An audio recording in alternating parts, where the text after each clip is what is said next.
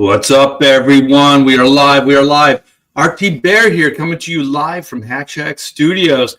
And we're going to do something different today. We're going to do a draw stream. So I have this whole weird setup here so I can photograph, I guess, my drawing, my inking, and and entertain you guys. I'm not used to doing this, so there's probably going to be some learning curves. I used to do this quite a bit, but I haven't done it in a while. So I just want to let you guys know that I'm going to be, let me see here. I'm going to be working on this here. So this is a commission from Oodles of Doodles. And I'm going to be throwing some ink on this bad boy. So let me scooch it there. So I think it looks good. Is it a little dark? I don't know if I can lighten it up. Let me see if I can lighten it up a little bit.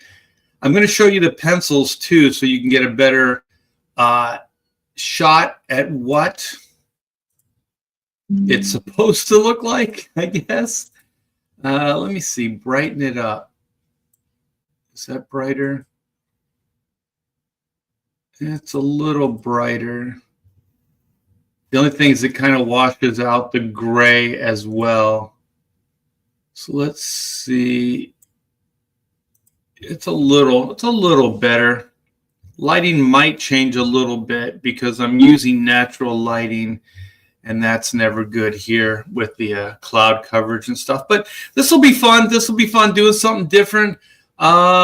Let me see what you guys are saying in the chat. Are you guys up for this? Huh? Is this going to be fun? Is it going to be interesting? Is it going to be different? Matt, what? What? Howdy. We got Edwin, Buzz, Hell Peeps. We got Studio Siskart and Funny Picture Comics. Nice. Paulus Arts, welcome to the show. Hell Art. Joe Bernardo, how you doing, brother? Aloha Art, my brother. Yeah, from another mother. Do it. Sleeping Psychopathy, good afternoon. Is it Flatty or Flatty? I want to say Flatty one. Afternoon. All right. Well, I'm probably gonna be doing. See this? My water's over here, so I'm gonna be doing that. My pins and all that stuff are on this side. So I'm gonna try not to cross over the camera. It's really kind of bizarre the way this is set up. But let me present. I'm going to present myself to you, and let me show you what this thing is, what it looks like as a whole, so you guys can see it in it. It's a better image. It's all scanned in. So these are the pencils that I'm going to be inking.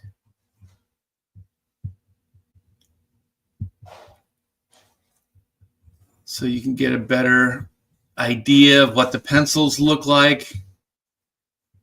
This is a lot tighter than I usually pencil, but sometimes I just want, it feels good. I liked I got this new pencil, so I kind of liked the way it felt. And so then I just went kind of crazy.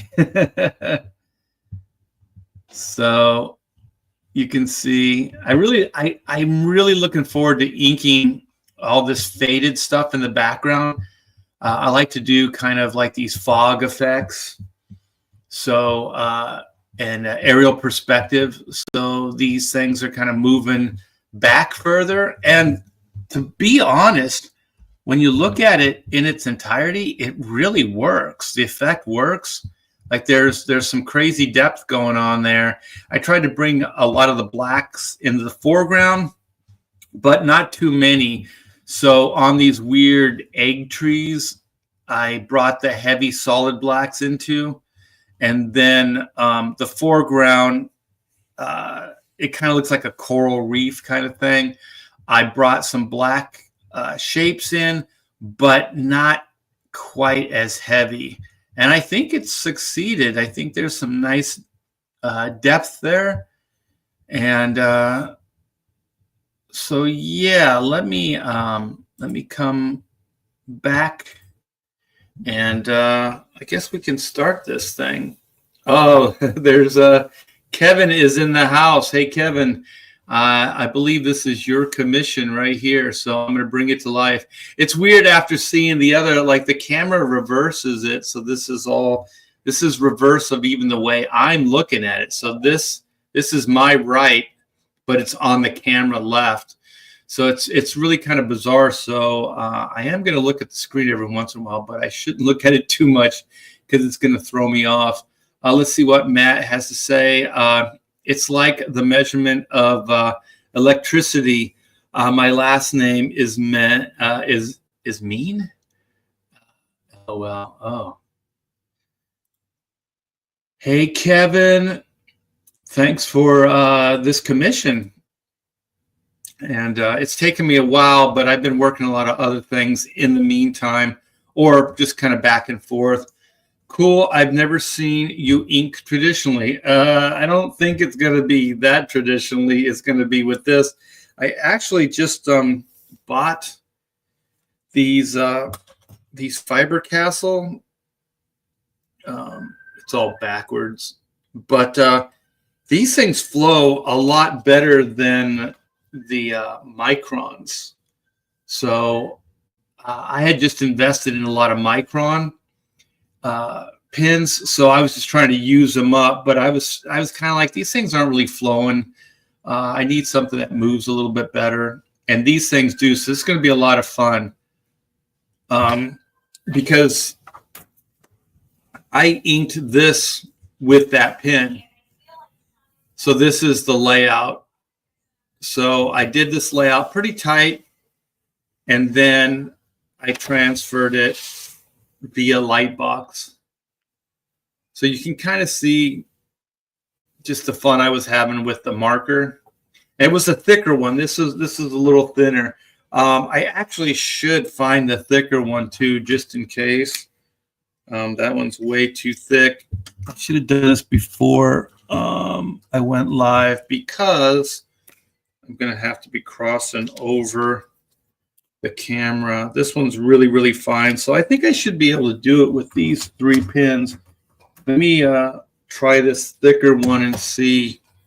It might be good for some of these outlines. Let me see here.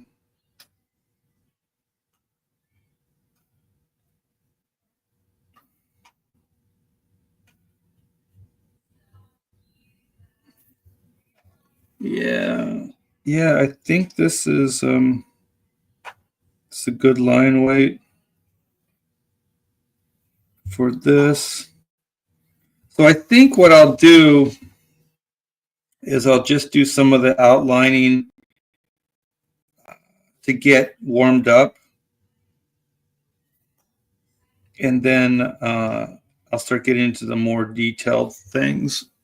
But yeah, I haven't really used these markers in any kind of detailed way like this. So this is, but man, this thing really moves. It flows in a way that those microns didn't. Actually, it's not, wasn't putting lines down. But some of this is kind of, I call it scribbling. So it's just a lot of kind of scribbled movement. I'm going to bring, like, sometimes I'll change things a little bit in the inks. So I kind of moved this one down a little bit. So I don't know. Are you guys seeing this? Wow, it looks really thick with the camera, like up close. Wait, go over. Wow, this is weird. But most of this is going to be black and or black shapes. And so one of the things I like to do, and it's more of a traditional kind of ink thing, is to put thicker lines on the bottom of things. And so if you can start with a thicker, like a brush, let's say, or like what I'm using is this pin, then you can save time. Because if I used a thinner, like a pin or a brush or something like that, then I would have to like double up on the lines. Like I would have to kind of thicken them up with a back and forth motion to get that nice thick contour outline. So yeah, don't be afraid of the thicker tools or the thicker, I guess, tipped stuff. So you can see. Well, also, if you use a thicker, then you can save time because you just have to go over the line once. So you can see the line's a little thinner because this is the top line. This is I usually do like where the top line is a little thinner than the bottom line. So my reasoning behind that is light comes from the top down. So as the light's hitting the top line, it's thinner and it's kind of casting a shadow. Also, things look aesthetically better when they're weighted down, like the bottom part is weighted than the top part. So I think it's because it's how we see everything, right? Like the sky is open and the ground is busy.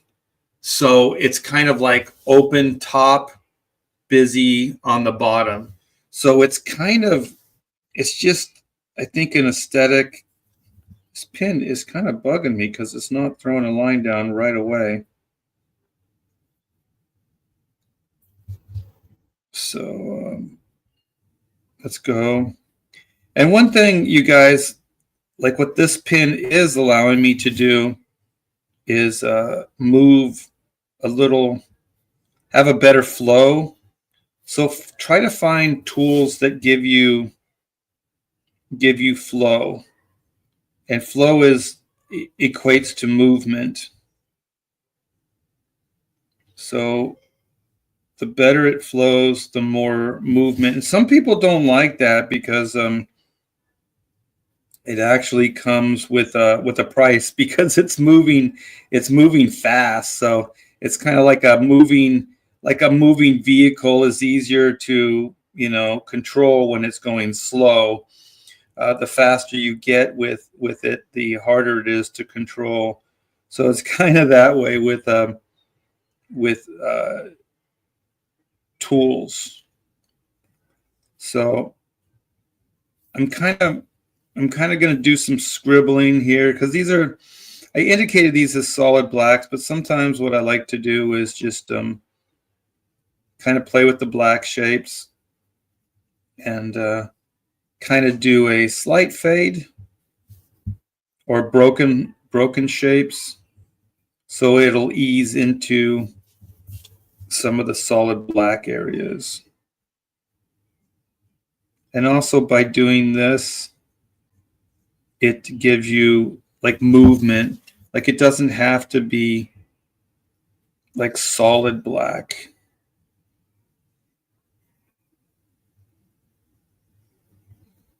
So if you have good tools, like this looks like it's really working. So I had those indicated as solid blacks, but you can see how I'm not really following the solid black.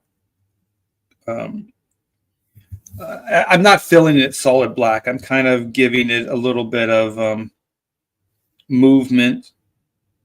And I tried to indicate some of that with the pencil, but you can only do so much. So it's kind of like reinterpreting it with the ink. So you don't necessarily have to follow it exactly. You know, most of the time it's better if you don't. So it's kind of if you don't follow it, it's kind of like you have a chance to create energy if you don't follow it exactly. So here we are. I hope I'm kind of in my own little space, so I'm not sure if it's all being photographed. So there's what I've been doing. Man, it looks really thick. Maybe this pin's too thick. I should probably start seeing how it looks on some of the other stuff to see how it's working with the overall piece. Because one of the things you want to make sure too is that with line weights and stuff, that you have balance. So like whatever the thickness is over here, you want to make sure that it balances out over here. So one of the things is this is kind of mid foreground, this little tree with the egg on top. And then this one here is more foreground. So this one should have slightly thicker lines. So, you know, whatever I do or I did here, I have to make sure I match it or make it thicker here. So you don't get yourself into like a jam, because you want there to be the balance. Because if you have all your thicks on one side of the composition and then the other side is thinner, then I hope you guys, maybe I should work more in the middle of this, because I don't know if you guys are able to see this. Some of the time I'm working out of the camera sights. So let me see. Yeah. So yeah, these look a little thin still. So build those up a little bit.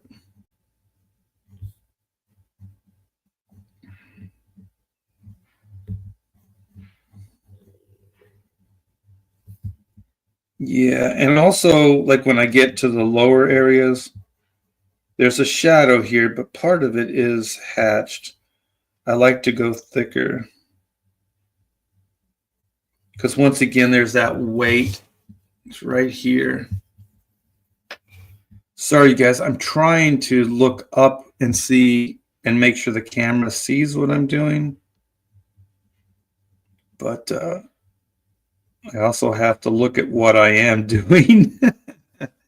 And I'll hold it up every once in a while so you can see what I'm talking about. So this right here is really in the foreground.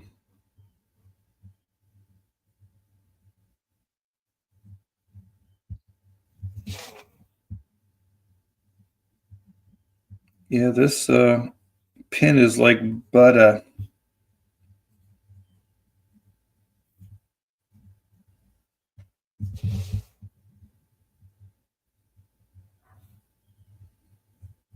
It blends real nice too.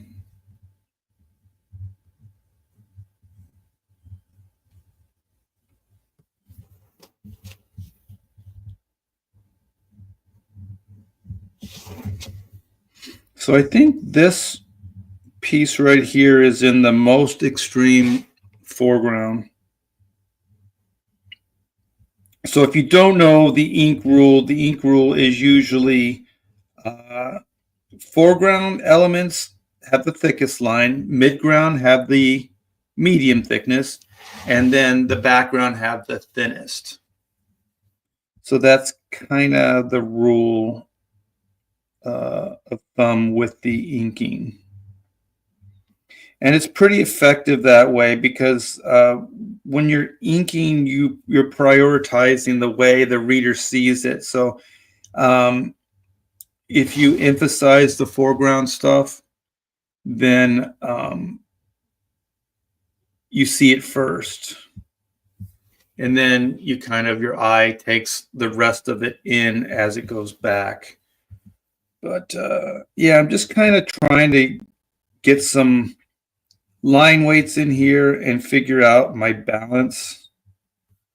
So sometimes I won't, like I see some of these guys, they ink everything, you know, they'll ink all the interior stuff that like spend time in one area. And I don't like that. I need to see like the whole thing. So sometimes I'll just structure in outlines. And like I said, right now, I'm just kind of warming up. So I'm doing like the easier stuff, you know? And then also, like I said, trying to figure out what my line weight balance is going to be for the piece. So my gut says I'm going a little thick on this. But as I pull back, you know, I'll probably thin it out. And also keep in mind, most of this thickness here and here, it's all going to be, these are all black shapes here. So it's not going to be, you know, just the line weight. And I created a little bit of a situation here. I'll show you. It's right in here. So we have this main tree coming up, and this is like a little branch that's coming off of the tree, just kind of like this one and some of these, just for visual interest. And then there's this piece here, which is from this mid-ground like egg right here. You can kind of see parts of it between her leg there and then over. So like right in here, I got to be careful. So I got to make sure that this is thinner. All of this, then this piece, and then all of this, because you can see it's already competing because they're similar shapes and forms. And maybe what I should do when I ink this background part, I should make it lighter. Definitely the line weight thinner. Because like I said, there's a lot going on there and you want to make sure that they all kind of read separate from each other. I hope this is helping you guys.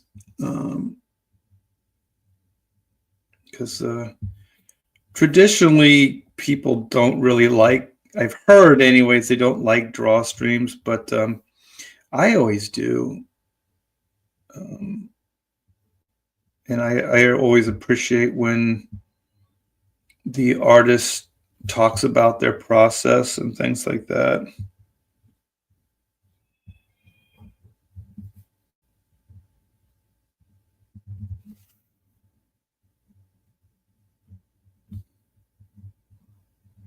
I like organic shapes because, you know, you can have a lot of fun just moving your hand and tool around. Also, I usually ink by flipping the board quite a bit. And what I mean by that is kind of like turning it this way and that way. And one of the things when you do these, you try not to turn them as much because there's somebody watching you. So you don't want to make them seasick.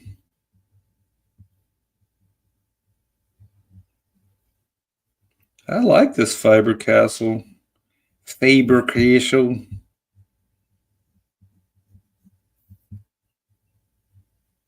Yeah, there's a lot of fun movement here. Yeah, you don't want an inking tool that drags or the ink doesn't flow, because that's going to make the line very boring, and it's going to look labored. Like, you kind of want a flow. You want a lot of movement. Even if something is stagnant, you want movement to it. Like a solid black, like what I'm doing here. I'm just kind of breaking up the line a little bit.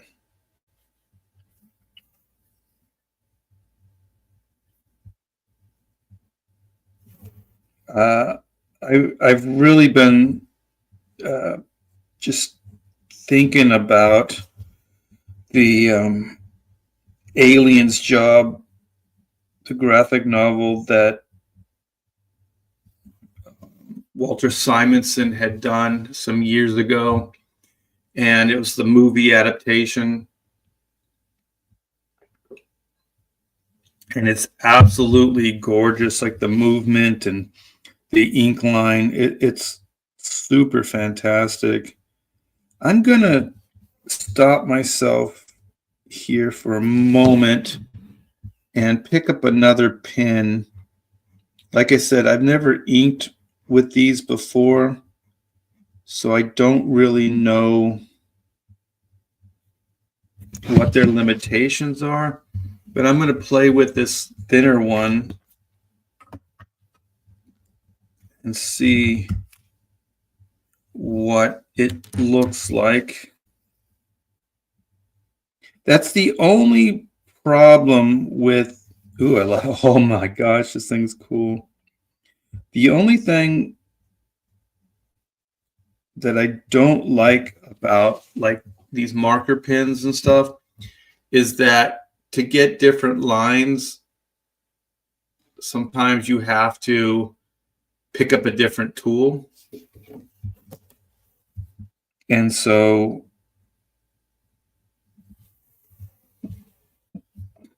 that slows you down.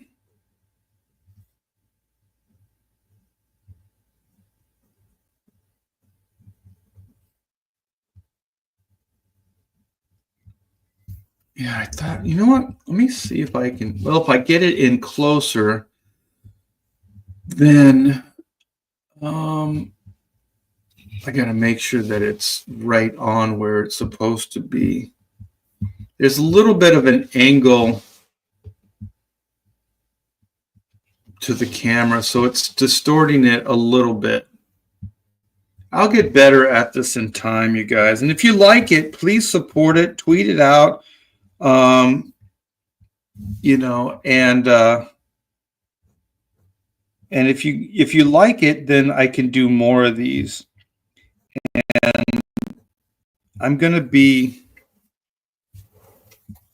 I should bend this line the other way because it's kind of an upshot. So I'm getting into that cool fade area. Yeah, I changed direction, so I got to try to fix this. I wasn't paying attention because we're kind of looking up at all this. So the bend of the line should be this way. And I kind of turned it the other way. So it looks pretty cool. Let's go with this.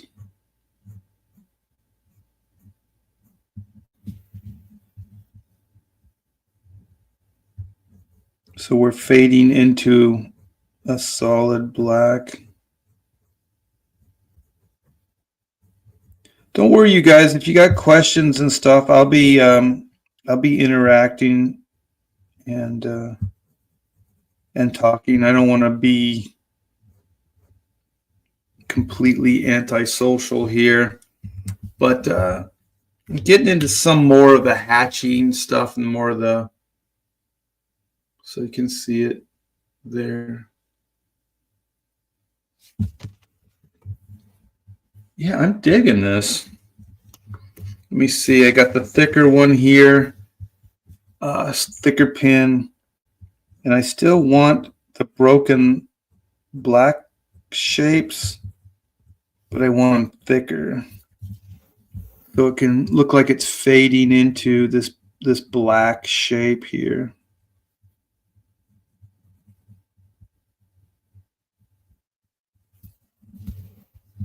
That's pretty cool. I should probably outline some of the foreground shapes just so I have a line to match up to or butt up to.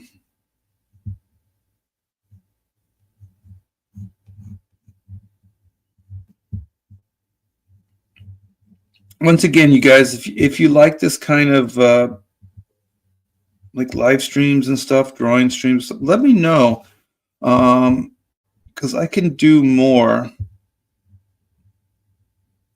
The reason I stopped doing them in the past was just that I didn't want to, I was working on black and white stuff and that, or chrono, and that stuff was, crowdfund. So anything I really did would be giving away, like story and things like that. So I didn't want to do that. So I kind of got in the habit of not doing these live draw streams. But for some reason, I'm thinking you can kill two birds with one stone. So I can do these live streams, so I can hang out with you guys and I can get work done at the same time.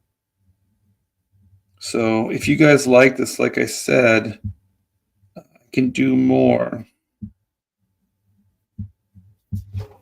Yeah, I don't mind it. I think it can be interesting to draw in front of people.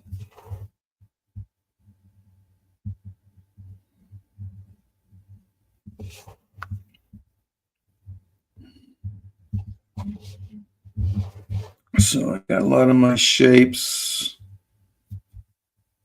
structured in.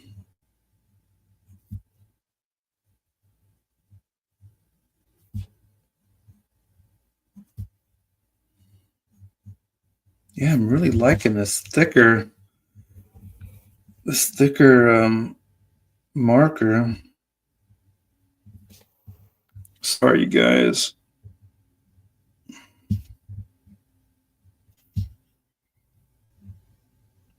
One of the things that I like this type of subject matter because for some reason, it kind of feels like you can loosen yourself up and try different things than you've done before. So with this alien like landscape, stuff like that, I don't want to bring this line all the way up to this because it's starting to fade into the background.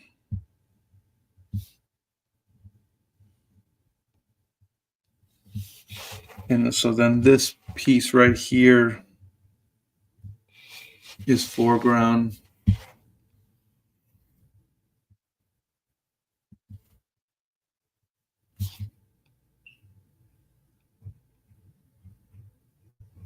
So keep it thick. Then I'm going to do this piece here, and then I'm going to check, see what you guys are up to.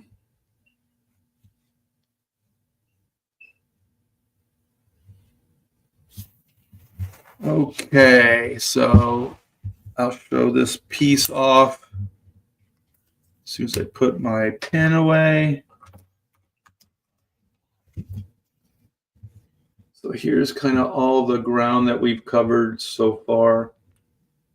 So just kind of structuring lines in, structure outlines.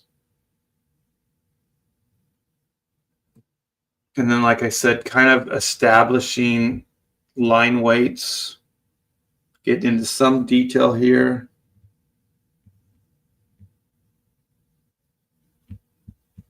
And then all the ground here.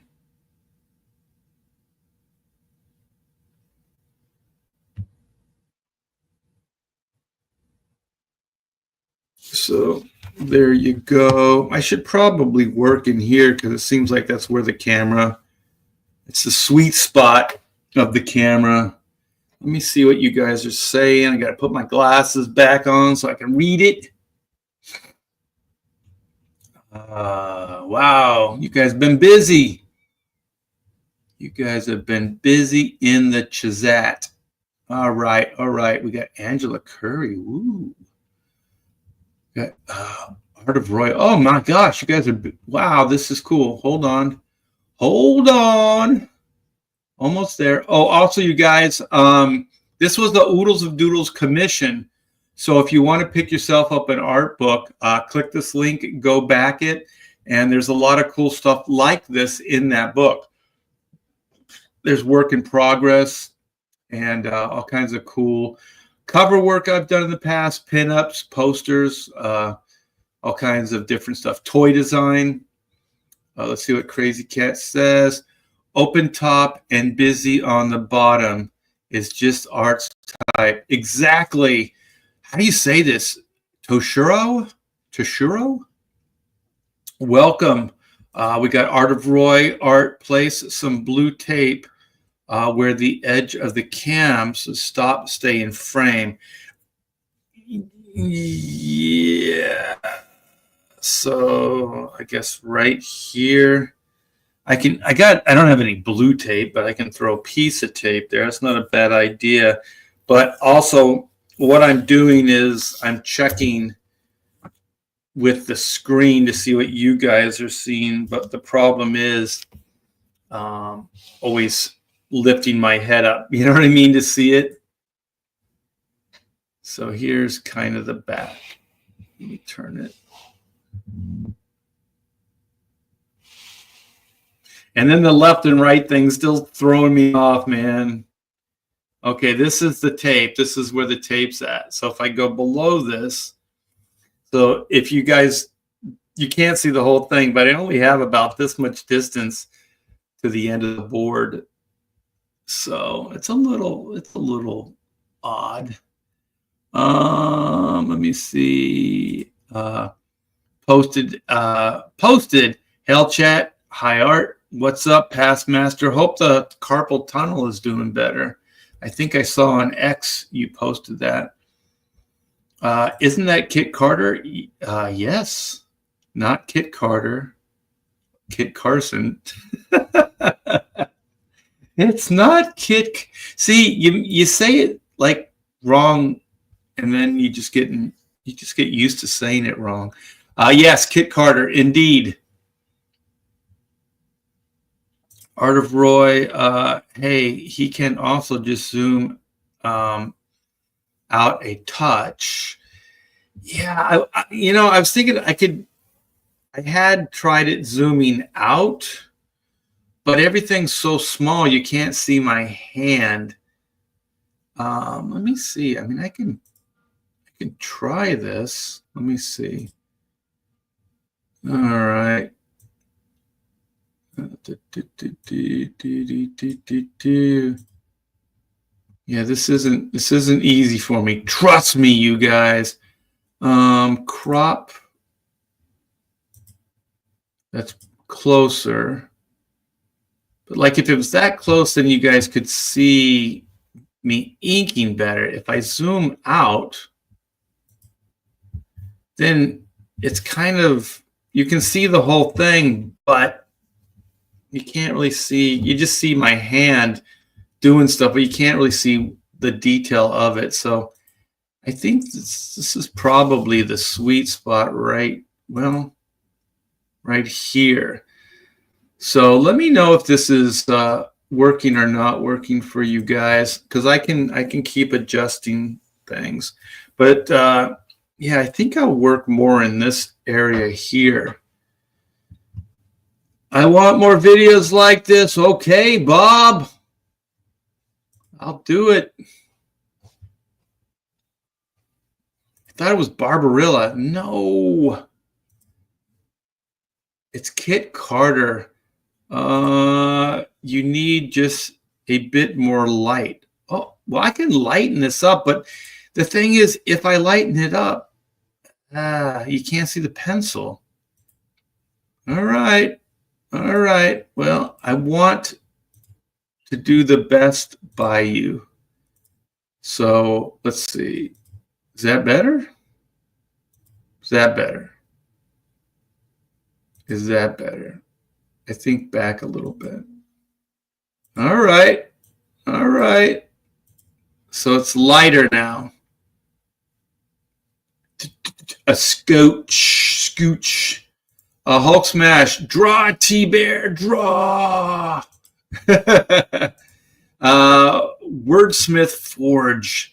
Hit that like for art. Yeah, hit it and hit it hard.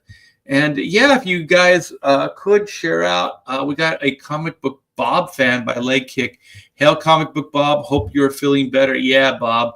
And I heard it's very cold where you're at right now. Oh, yeah, the hand. Seems like Frege has sent a what? A moid? I don't know what that word is for drawing streams. Carpal tunnel, yes.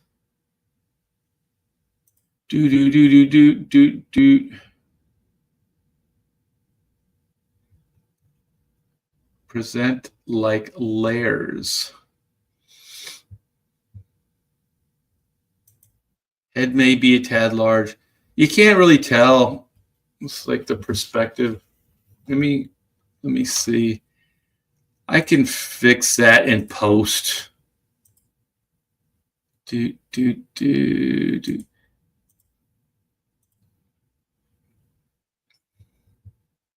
Yeah, maybe. Maybe it's a little big. Everybody is a critic, though.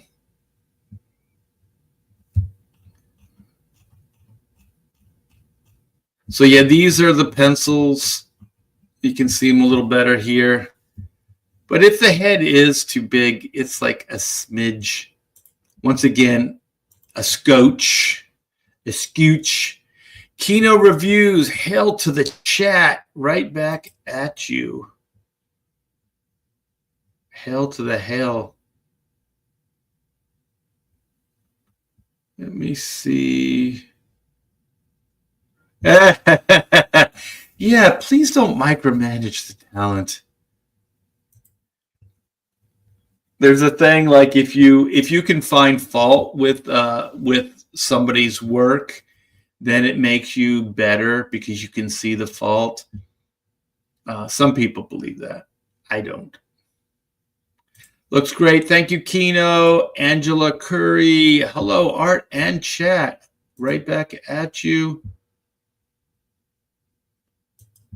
That is a good question. I usually prioritize things with weight. So things like lower things are heavier than top things. So maybe think about it as like you got your solid black down here, you got your gray tones here, and then you have your open white areas here. So everything is kind of like from black to white in gradation. What I'm doing is like a lot of texture on the tree or whatever this thing is. And so it's a little trickier to balance the line weights.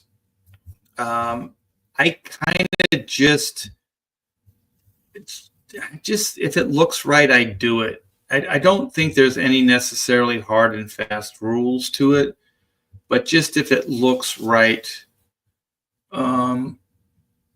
More drawing streams. Woo! Yeah. Joe says he loves draw streams. Cool. If the artist talks about the process or talks story while doing it, I try. Loving the texture on the trees. Thanks, Bob. Yeah, Bob used to do a lot of videos where he would draw in ink. Are you still doing that, Bob? On your YouTube channel?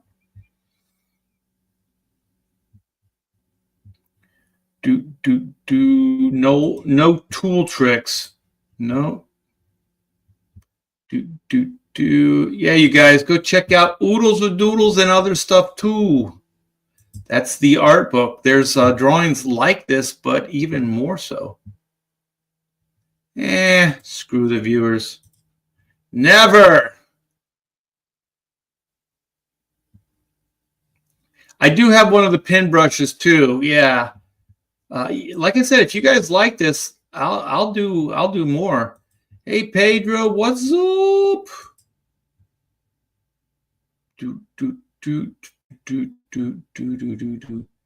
Faber Castell are okay, but I still prefer Copics. I do like the Staedtler. Also, the for the thinner tips, I do like the Copics. Yeah, the Staedtler, they're okay, but definitely not the whatever those things are called. These things right here. They're I think I'm out of love with them now. The Microns. You can get these. They're very available. You could see how much I use them. What I do is I'll put tape on them so I know what, because I have a bunch of like pins around me, so I can find the one I use a lot, or I'll know that that's the medium thickness for the tip. I love process shows. All right, I should do more processing. Robert Thorne, yes, do more. All right. Art of Roy says best ink and line quality pens so far is Prismacolor. To me, solid black, clean lines, none of the fraying. Prismacolor Premier drawing pens. Perhaps I'll try those. I've never heard of those. Moloto? Really opaque, flat black.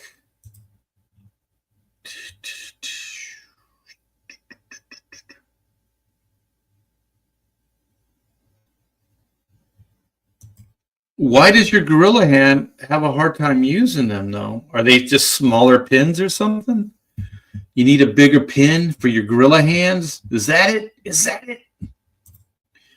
Art, why'd you guys run away from the gay man talk? I can't believe you guys stayed as well. It was getting a little too tough. I was like hoping we would move on to something else, but it kind of just stayed there. It was more about, I'm not even going to get into it. It just wasn't my thing. I mean, and no judgment, people that are okay with that, it's fine, to each his own. Prismacolors are thinner pins, at least the ones. Yeah. Also beware with like if it's too thin, because sometimes that line won't reproduce very well. Alternate between draw streams, aimless chat streams, and streams with specific story in mind. Doesn't have to be one thing continually. That's true. That is true. You to clip the booger hook. What is a booger hook? Wow. What is a booger hook? I don't know what that is. Let me see. Kevin, what do you think so far? Looks like you were having fun with the alien landscape. Really sets up the piece. Looks great. Thank you, my friend. Your approval means everything since you're the one that paid for it. Well, you know what? I'm going to leave right there, and I'm going to get some more line weights down. I'm going to get with this this medium tip here. There it is. Boom, baby. All right, so I don't go lower than this. So if I go lower than this, you can't see the page anymore. So what should I do? I should probably do some of this middle stuff since it's kind of the easiest for the camera to see. So you can see this is a lot thinner, the line weights. Boom, boom, boom, boom. Okay. And then this is part of the little branch that's coming out.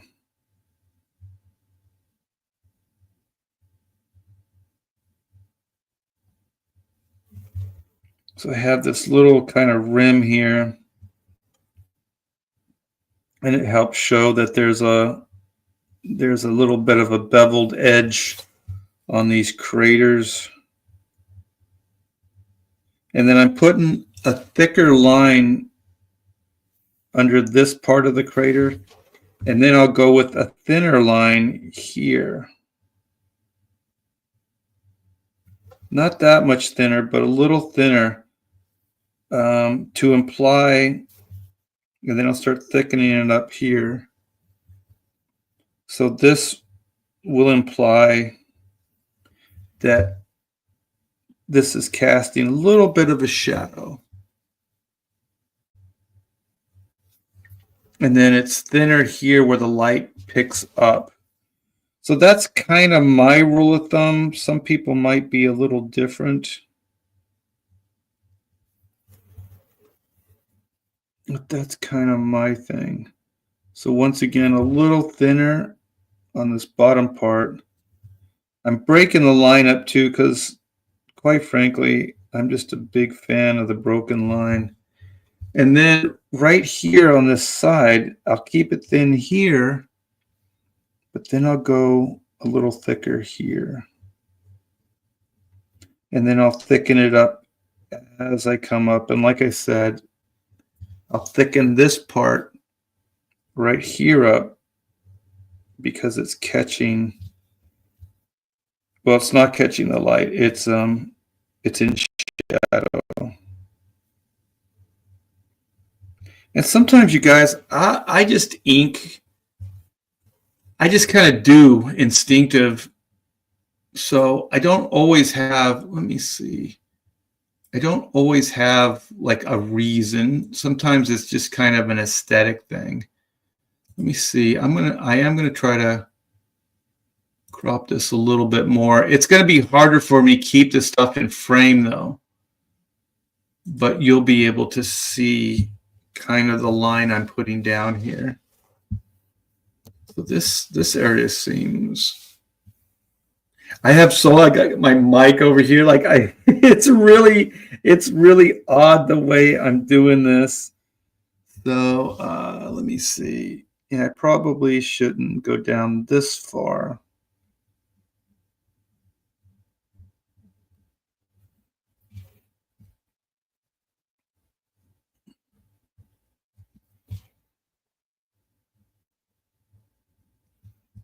So just kind of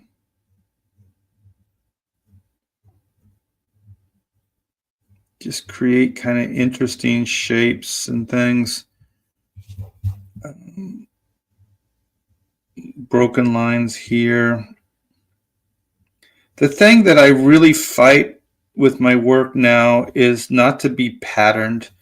Like I noticed like a lot of old school comics are very patterned. Like this is a series of like brush hatches, or it's very mechanical. So what I try to do now, and the reason I like this piece, it was fun, is because they're just a series of like kind of more organic shapes. So things aren't quite as, see you guys? Okay, so let me see if I'm up this high. Yeah, I want to make sure I don't lose you guys and that the camera's seeing it.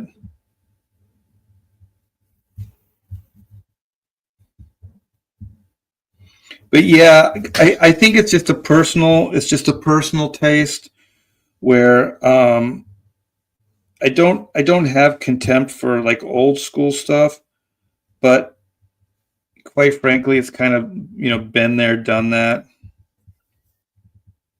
So I want to make sure that I'm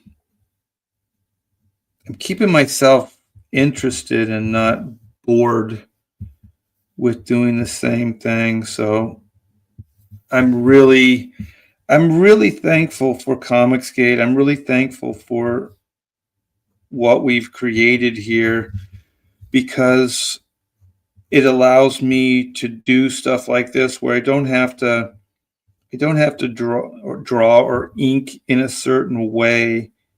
I can kind of do things on a whim and just kind of create in the moment of how I feel.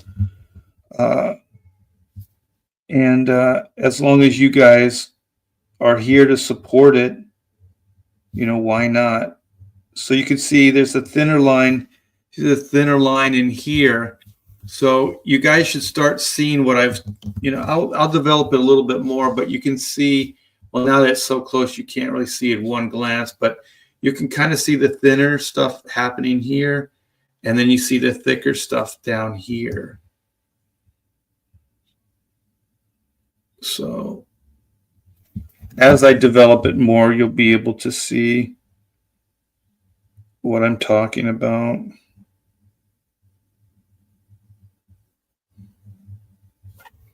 And then the same with this outline here, which you can't see, there you go, is I'm going to start getting thicker as it goes down.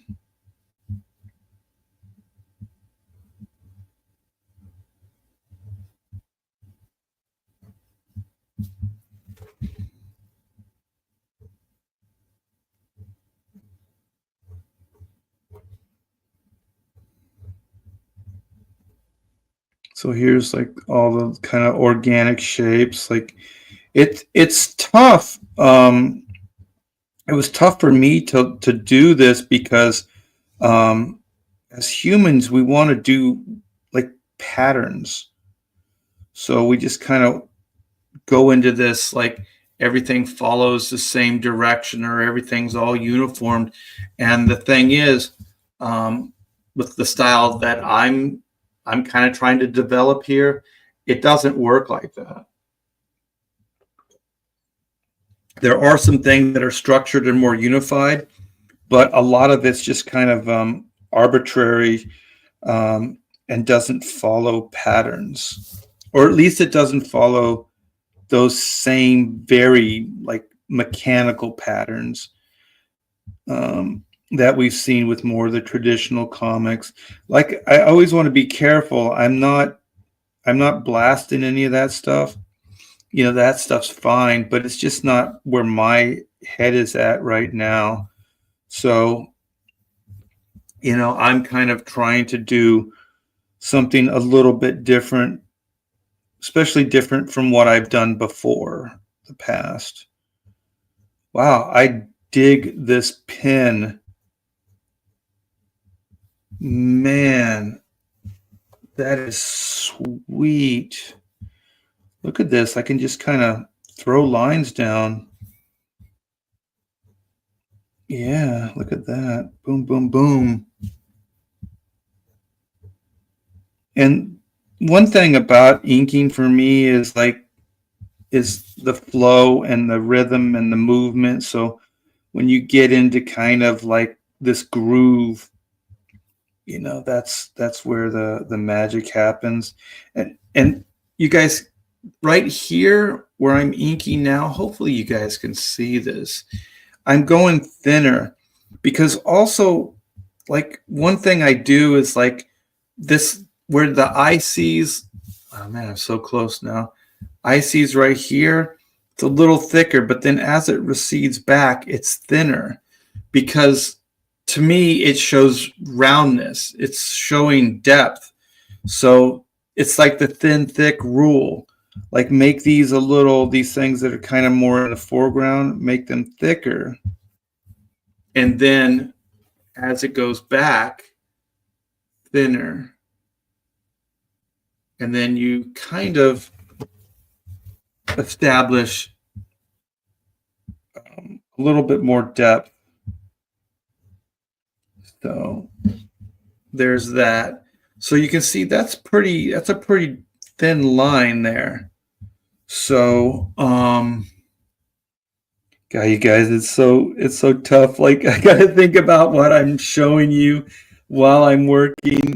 It's an interesting proposition for sure. And hopefully at the end of the day, like this will look like nothing I've done before. I do get a little bored with drawing the same way all the time. I remember when I was negotiating for a raise at DC Comics, and they were like, well, why should we give you a raise, blah, blah, blah. And I told them, I said, to be completely truthful, I said, there's so much more I could do for you guys, that I could create and that I could like stylistically lay on you, as far as style, as far as just innovation, things like that. Because I got a pretty good imagination, and I'm never really satisfied with anything. So I'm always looking for a way to better myself. And so I told them, I said, I've been holding back. There's some stuff I got chambered that I'd like to do, but quite frankly, you don't pay me enough to give it away. If you're paying me more money, I'll give you innovation, but if not, I'll just kind of do what I do or what is expected of me, but nothing really more. And I forget Larry Gannum. I can't remember who I was talking to, but for some reason, it really seemed to get through. And because, I mean, that could definitely blow up in your face. You go, oh, you've been holding out, so somebody could get a little, like pissy with you, but he didn't. To his credit, he didn't. So I got my raise, and I was good to my word. I dropped a few things that I had been thinking about doing as far as stylistically speaking, and so I gave them more. And I think that I believe in my heart of hearts that this stuff is fair to do, to negotiate in these type of ways, because how else would you negotiate, right? Like you got to have something they want, and if you tell them, I could give you so much more, but I don't, because you really don't pay me that much, and the thing, or you weren't paying me enough to do that. I should rephrase it, and then. Say, well, you pay me more, I'll give you more. I think that's completely fair. And in this case, it worked. I don't think I could have talked to Marvel that way. And I'm not sure where the new DC is at. I think Larry is still there. Larry's a good guy. But I'm not sure if it would fly at Marvel. Marvel is a completely different beast. Yeah, Marvel is. I'm going to thin these out a little bit because they look like they're too thick. And if I thin them out, and I don't mean like ink, I mean the actual penciling or the shapes, it'll actually look like it's going further back. the perspective. So that dude's almost done. Let me see. I got this little, I'm not real happy with this movement here.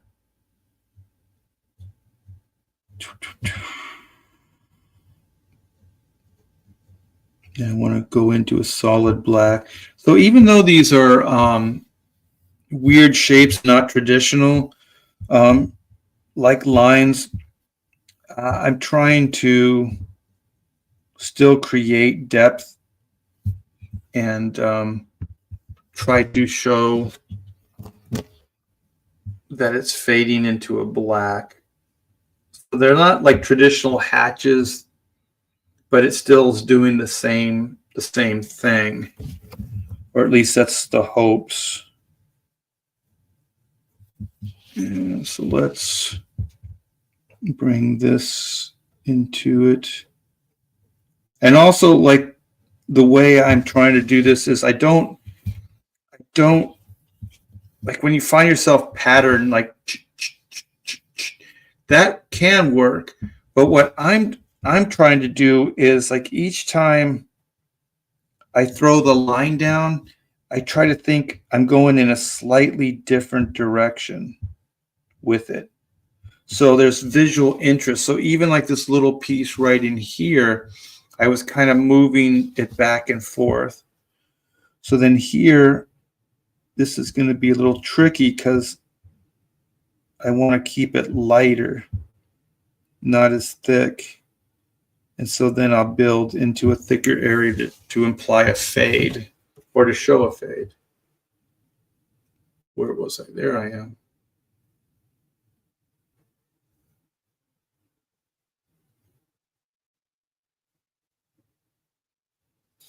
So there's the little egg tree.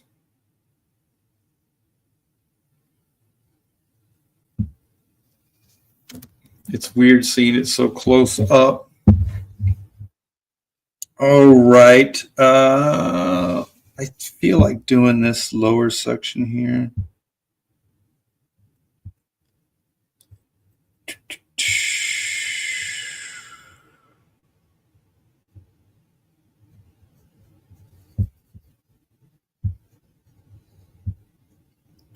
So I'm kind of a fan of things that don't necessarily make complete sense. You know, so this is just kind of one of those wacky kind of tree organic shapes.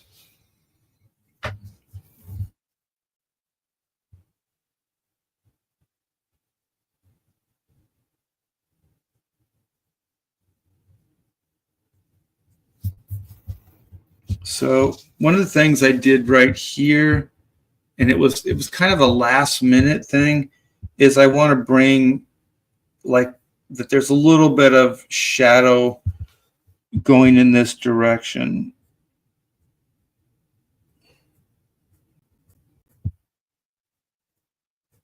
So I started doing that, and you can see it continues over here a little bit.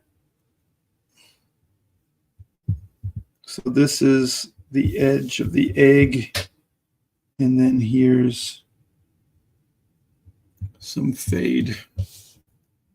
So you can see it's starting to, and then it continues over here. So you can kind of see it starting to take shape. Maybe that'd be a good idea if I just do this whole piece for you guys. Then you can see the sense of what I've been talking about, like bringing it all to fruition. So these are a little crater I just did. Here's another crater. Once again, the top's a little thicker. And then the bottom is a little thinner.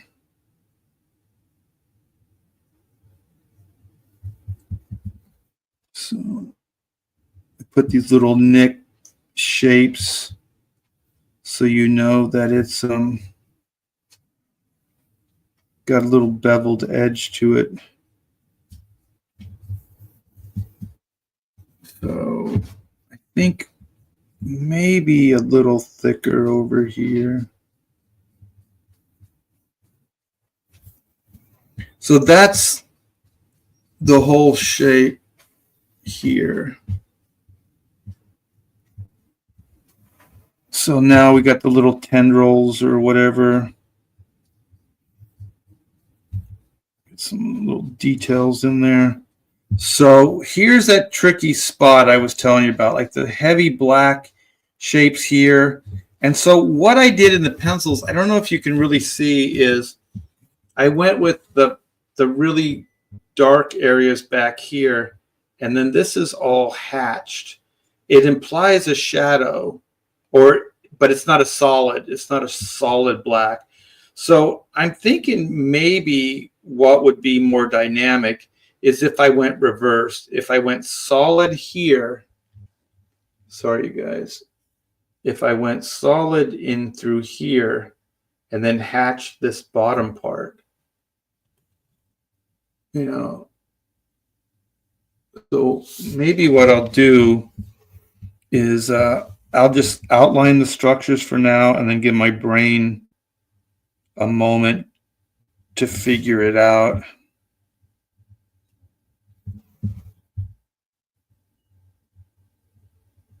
Because it was one of those things, like when I penciled it, I was like, yeah, it's a little problem zone right there.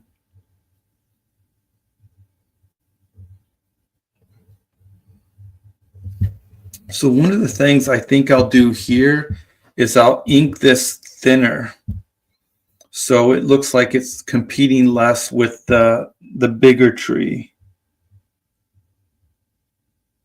So it's the benefits of inking yourself.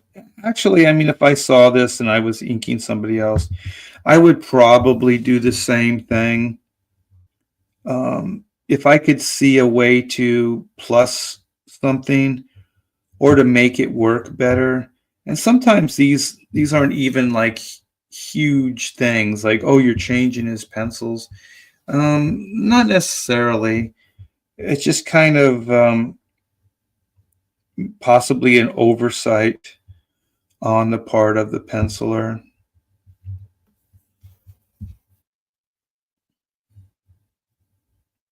If he had more time, you know, he would have caught it or something like that. That's one of the benefits I do believe with with the assembly line. If everybody is kind of like bringing their A game, excuse me, you can. Oh, excuse me, my lunch is coming up. You can make the piece better. You know, because like fresh eyes, you know, kind of like Art of Roy saying, well, the head might be a little big, you know, stuff like that. Sometimes, you know, fresh eyes do help.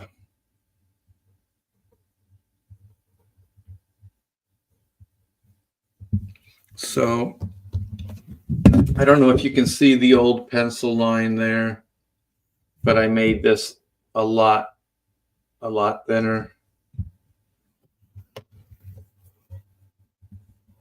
So let me see. Should I hatch this or keep it a solid black?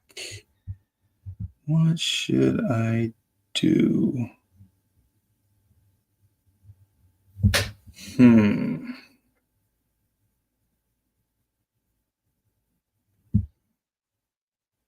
I'm gonna stay with my original black, but I think I'm gonna break it up a little bit so it's not a solid black. And then this foreground stuff right here, I'll make it pretty thin, the line weight.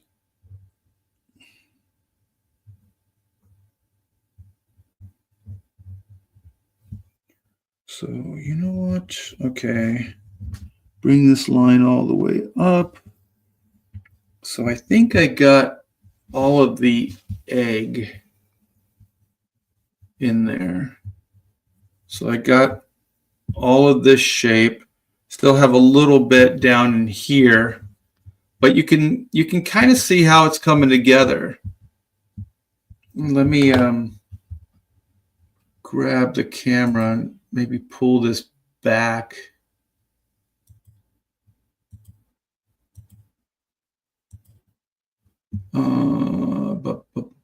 Crop a little too far.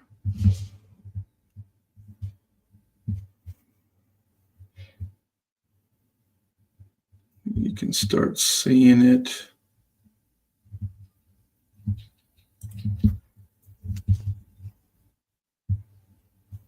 There's a little bit of distortion because it's at an angle. I tried to put the camera at the same angle as my drawing board or my lap board.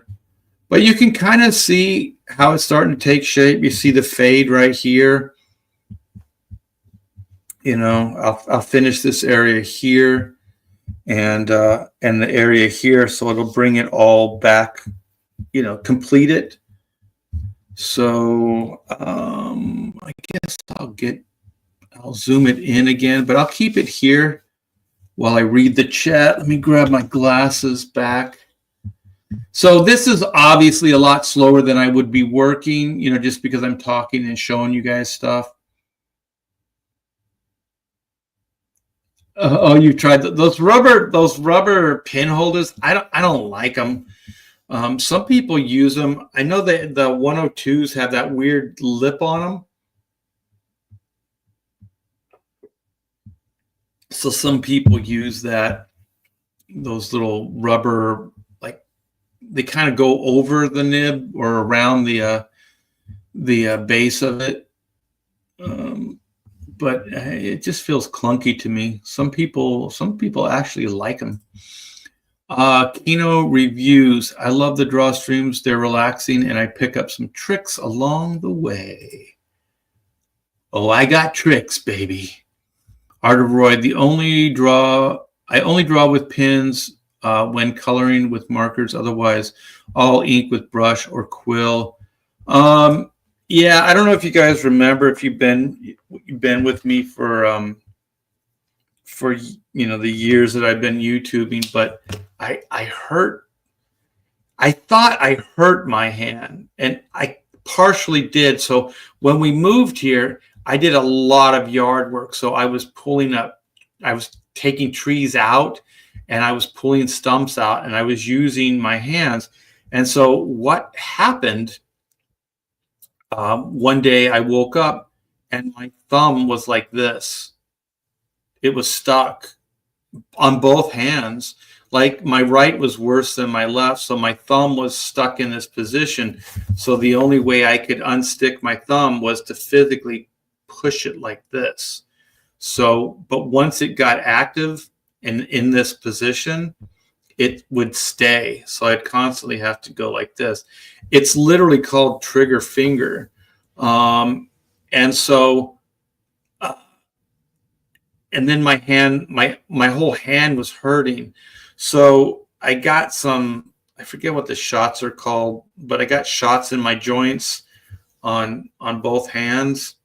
And so I got my mobility back over some time, but it still hurt. And so I haven't got it diagnosed, but I don't really need to get it diagnosed. I believe I have arthritis in my hand, so it hurts.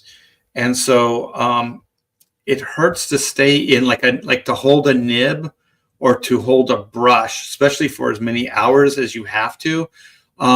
So with like these are more drawing tools, so you kind of hold them looser, and you're not as bearing down. Like when you're holding a nib, man, it's crazy. Like you're really gripping it, and it's a different dynamic on your hand. So these things, I'm fortunate that there was such a drawing tool, and so I started using these, and then I just realized that my hand is kind of jacked, and it's going to be. I probably could go back to nibs, and I do use a brush sometimes on my hold on. I was just thinking while I was talking.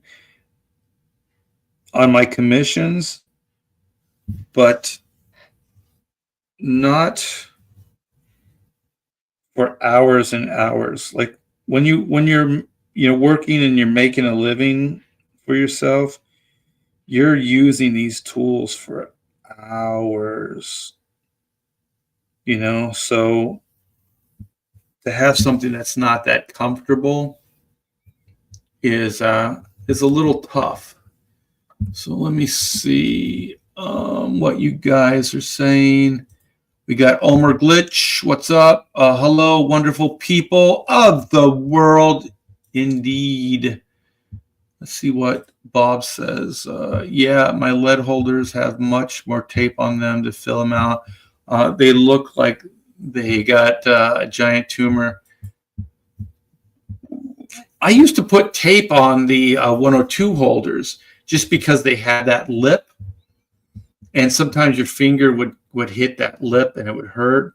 You can see my my inker finger. Actually, I can't turn it. My middle finger, right there's a little bump right there.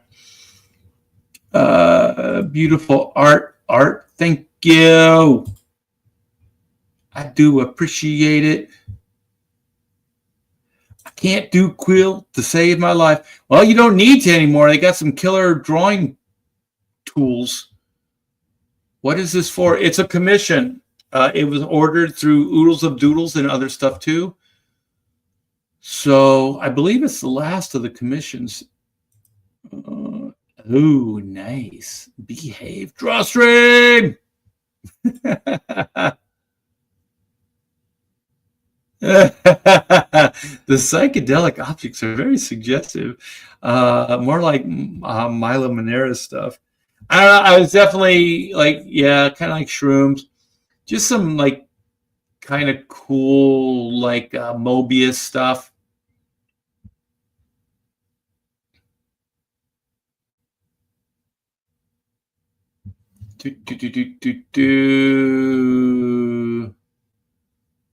Well, thank you. I do appreciate you, Pathmaster.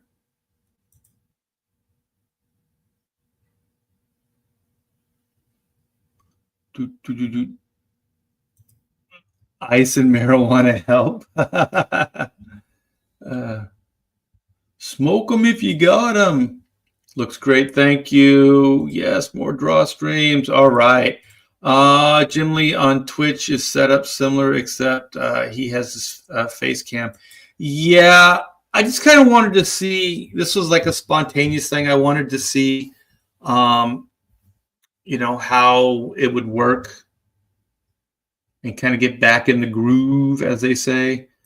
Art, you do art. You do you. We can see it. Looks great. Thanks, man. I appreciate it.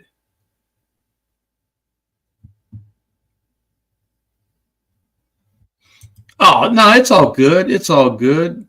I mean, it is what it is. I don't take offense. Clean lines.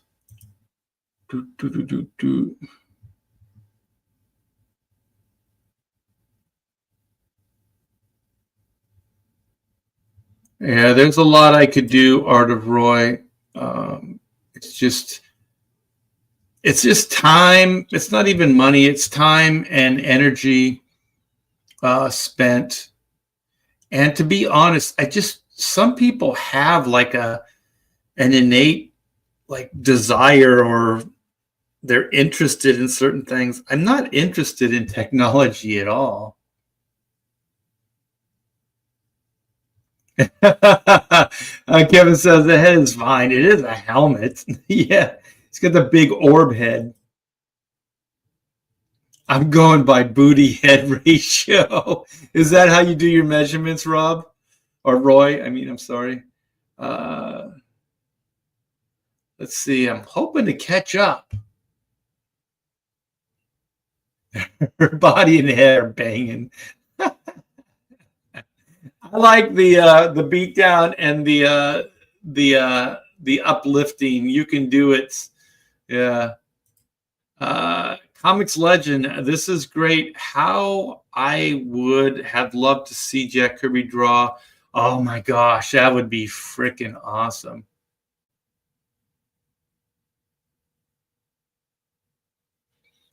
Hey, Bob, I'm still learning as well. I mean, I'm still, like I said, like I'm changing things up and trying new things. So always.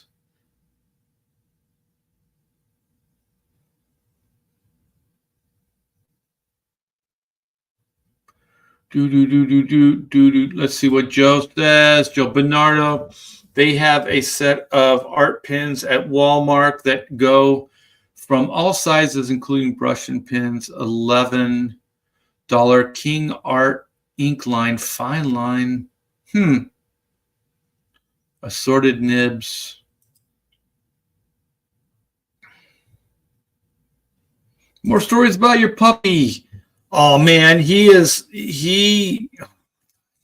just had him weighed. He's a little overweight, too many Scooby snacks, and he lays on my chest at night when we're going to bed, and so excuse me. So I'll have like 70 pounds. Well, not the full 70 pounds, but like he'll put his head and his upper body on my chest, and yeah, it's a little bit of weight, but I don't mind it. I don't mind it. He's a good dog. I feel bad because I need to get out and walk him. Maybe I'll do that after this live stream. The psychedelic thing, or not psychedelic, the phallic thing. I'm sorry. Behind. Yeah, well, I don't know. It might, if she fell back, it might hit her in the shoulder or something. Hey, Philip, what's up? Art simulcast with Twitch. Dude, I need a tech person is what I need. To do all this stuff is just, it's work, and it's knowledge that I don't have. All right.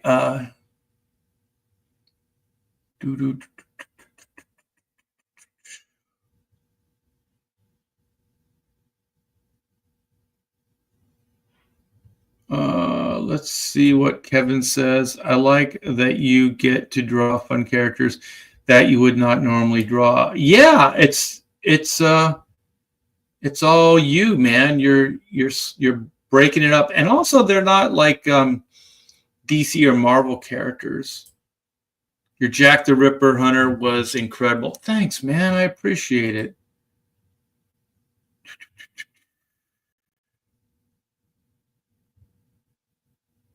Okay, I'm gonna leave there, and then I gotta get back into some of this inking, man. I'm on the clock. Yeah, see, that's another thing. Like I left this without the tip, the top on, and it was a little dry.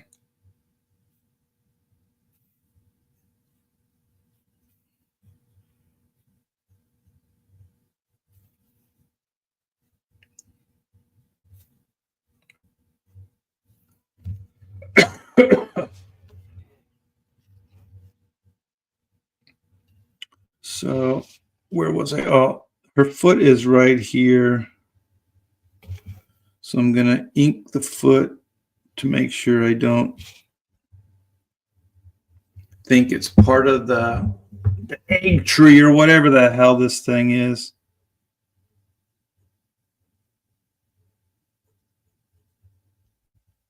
I just draw these things. I don't know what it is. I don't have a name for it.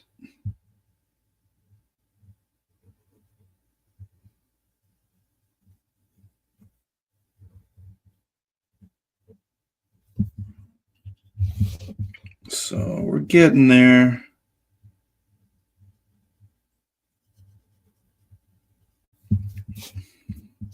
I think I'm going to use my, well, I'll do these lines and I'll get my thicker pin out. I do get a little like superstitious, like I don't want to kind of bear down too much on my nice tip. So I'll use other things. Because if this one gets blunted a little bit, it's not a bad thing.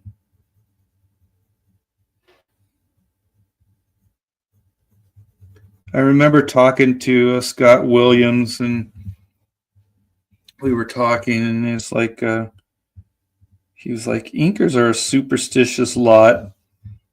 You know, it's kind of like, you know, you hear about those baseball players that it's like, well, they won't change their socks or something like that because, you know, they ended up like hitting like crazy home runs or they were on a hitting streak or something like that.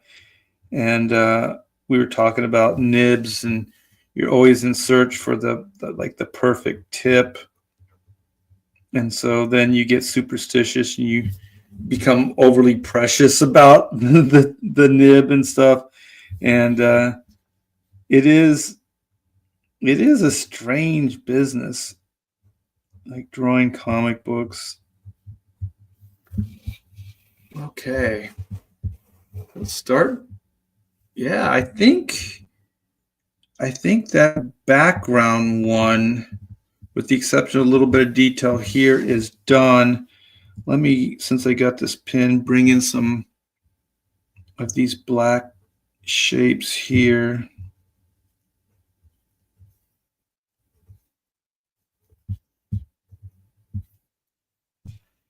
Yeah, I think, see, that's, it gets like little dry spots on the tip. Don't like that. Don't like it at all. Okay, I want this to recess more. So I'm actually going to put some hatching in here. And then, of course, this area, push it back. Oh, I didn't do this. So got that.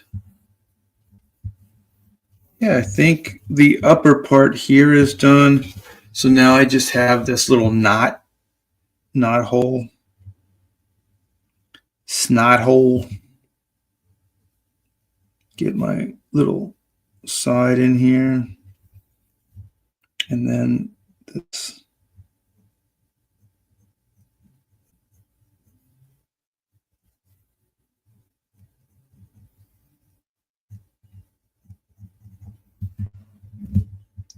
So almost there. Doot. I don't like those little hatches I did there, so I'm not going to ink them.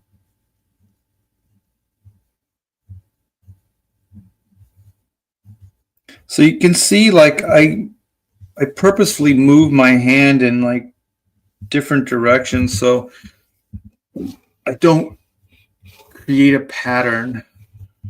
Well, there is a pattern, but like a pattern that like every line follows the other one.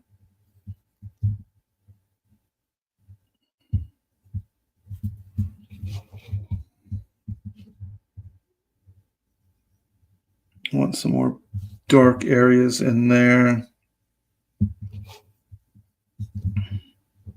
I'm gonna, after I get this trunk kind of drawn in here, I'm going to do some of these fades. So I want you guys to see this. I think it's gonna going to look really cool.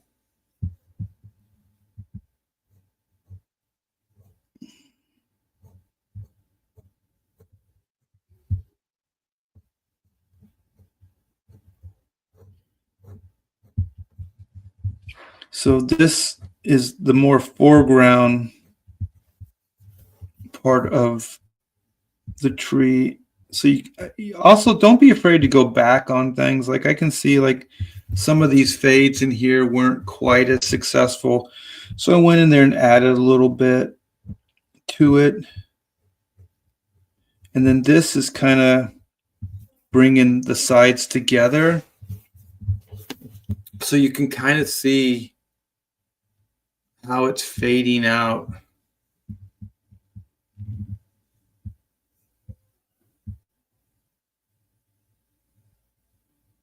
So it's this right here that I want to do, and I gotta kind of focus because I'm not really sure the angle that because I think I did this way and then I changed it as it went down.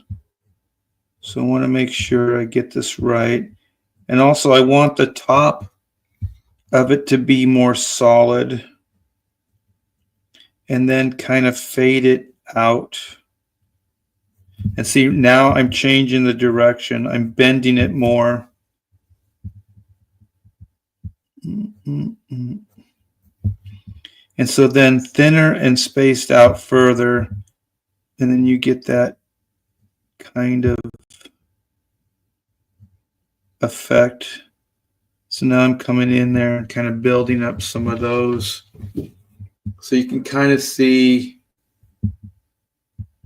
that that's fading as well. So some of these ones that are more in the background here, I'm going to make even lighter in tone. And how I do that is every time the line goes down, it becomes thinner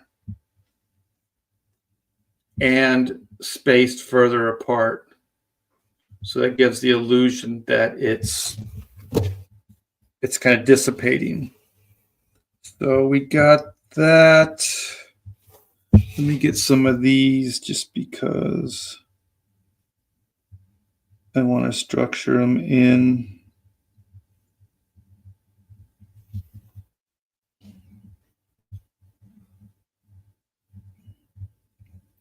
And just as far as time, you guys, I would probably, if I wasn't talking, this background would be done by now. So let me turn it this way so you can see this fade. And see each one is a different direction and they get closer together as they go up. So I wanted to create this like pushed back, like there's almost like there's like atmosphere, some kind of smog or some kind of planet, you know, I don't know what you would call it. Smoke or mist. So you can kind of see how it's coming in there.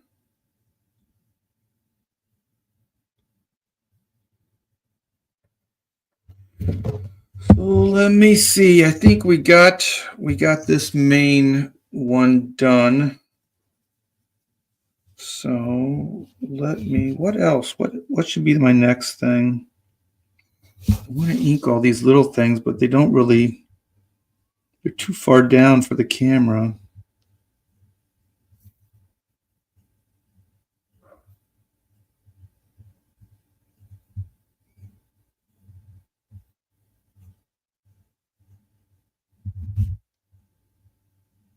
one of the things I'm doing too on this side where the light is coming in, I make the line a little more broken and not as solid. And then this side here, I make it more solid. Because what I'm doing is I'm trying to turn the form.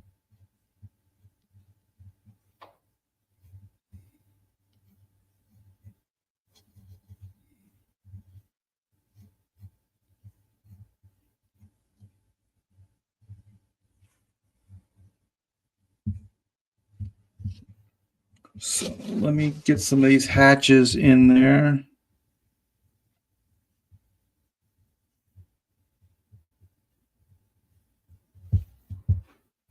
I'm trying to use a lighter touch because this pin might be a little too thick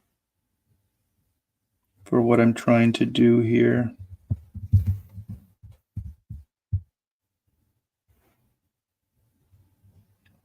But the neat thing about this pin is that it's actually working. It will allow me to do that. Sometimes pins won't let you. They won't change thickness based on lighter or like a light hand or a heavy hand. They just kind of are what they are. And I noticed that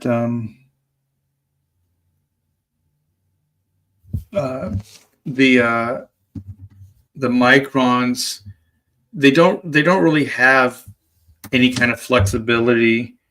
So pretty much the line that you put down or that it's designed to do will be there. So they're probably really good mechanical tools, because they're consistent, but not for like what I need them for.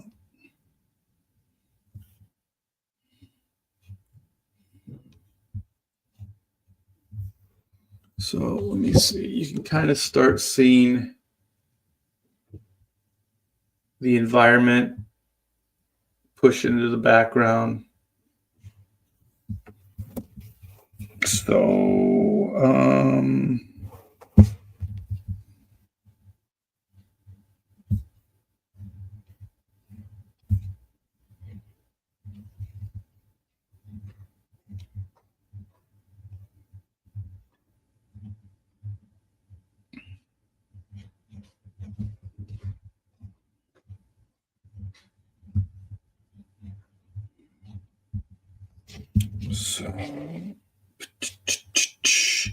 do I want to get into that, or do I want to do this tree here?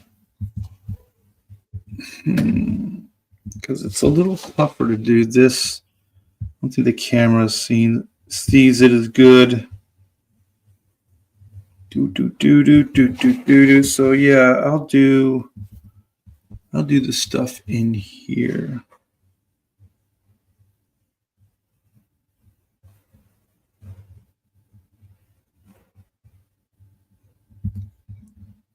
Maybe let me see.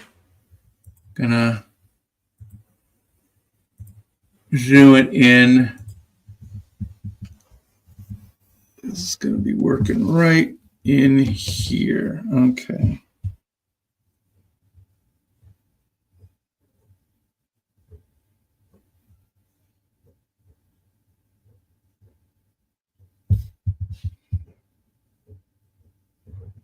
So all kinds of weirdness going on in here.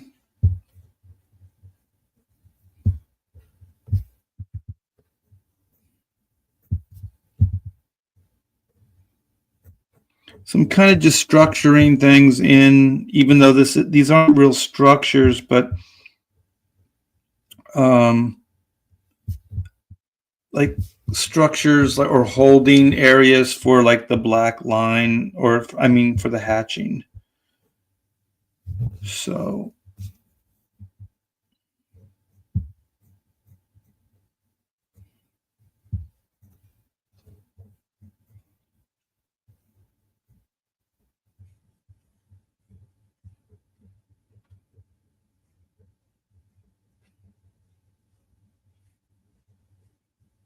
Okay, and then I got this as a black area here.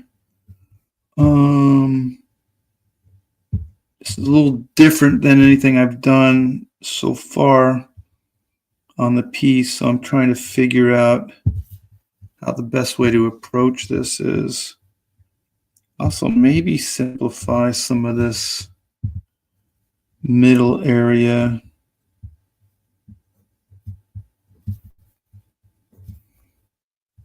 Might be a little too busy.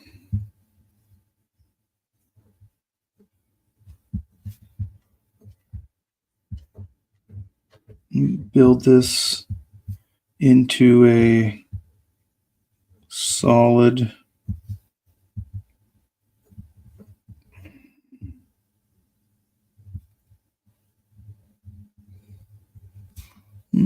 Okay. I'm going to get that thick pin out and kind of bring some black shapes in here.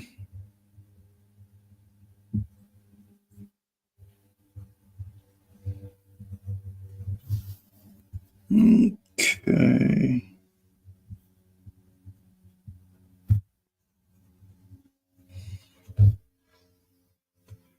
Part of her boot,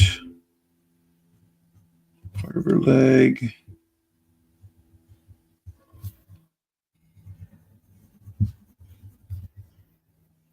Okay, sometimes we put little X's in things where we want actual solid black areas to go in, and I'm not absolutely sure that I want that, but like if you do this and just kind of experiment and play, if it doesn't work, you can always go back and fill it solid black. You don't have to, but if you don't try it, then you can't kind of go back on it because it's solid black. So you can kind of see how I broke this area up here. I think it looks better actually. And maybe we need more weight over here. It's constant adjusting, readjusting, adjusting, readjusting. And for me, it's just kind of an aesthetic thing. So you see what's working and what's not. So let's bring these in. Let's bring this in. That's kind of cool. And let's go in this direction. And finish what we were doing with the thicker.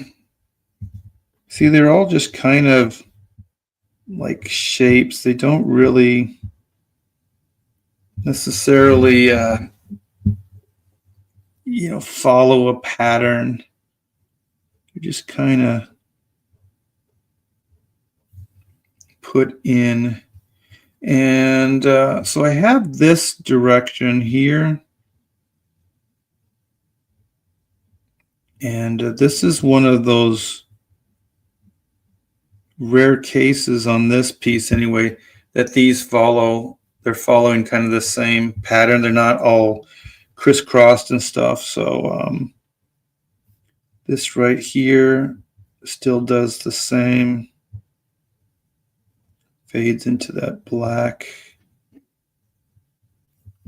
And so then what I did is I brought them in here as well, and then here as well.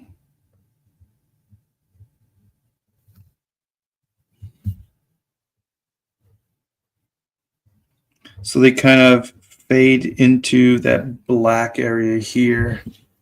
So you can see it's quite a lot going on there.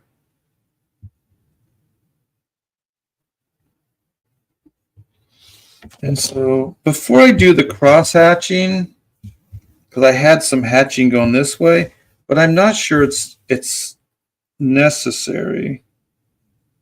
So I'm going to develop this thing a little bit more and see where it leads us. Excuse me. Okay, I like these movements here.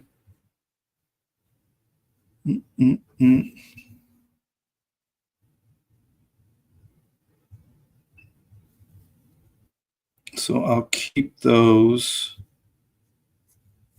keep developing, because I think what I need to do is go up to these shapes here.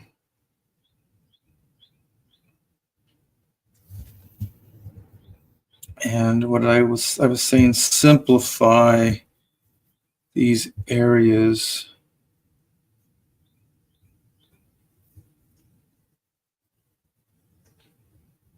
A little too much going on. Maybe add these. And that's it. Yeah, so I took I didn't ink the lines in here. So I do think it looks better since we have this movement going here. For some reason, I'm thinking that needs to follow it. So you can kind of see how that little area here is coming along.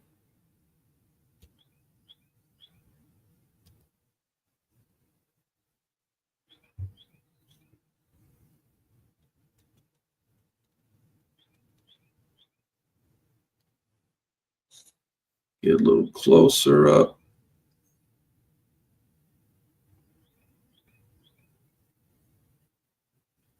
So let's keep it going. I'm gonna do that branch. This little crossover that I was saying could be a problem. So let's see if it indeed is a problem.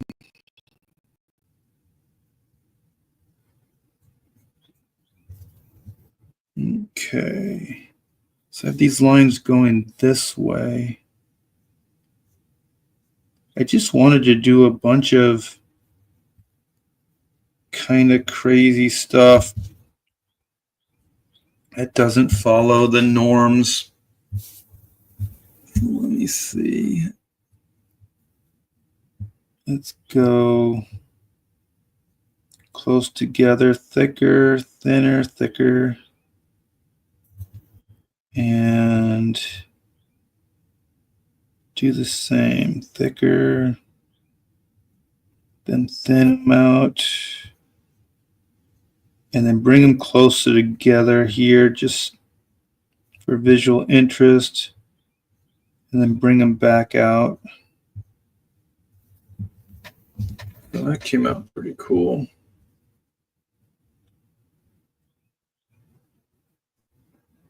Let me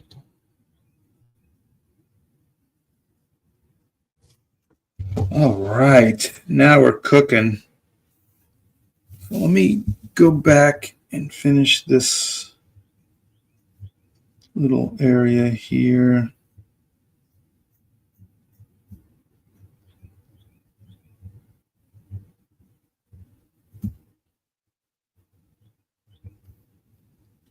And I had this little, I don't know what any of these things are. Just fun things, just fun little shapes. Bringing them in, get these little pieces there. And you know what? I think, no, let me finish this and then make the decision.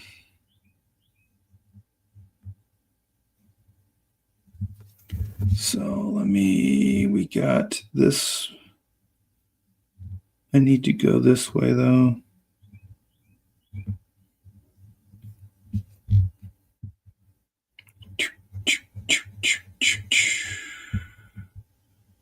So that'll fade into a solid black or somewhat solid. And I got to be careful because this all connects into here. So since I'm here to make it look all the same, I should probably do this little section.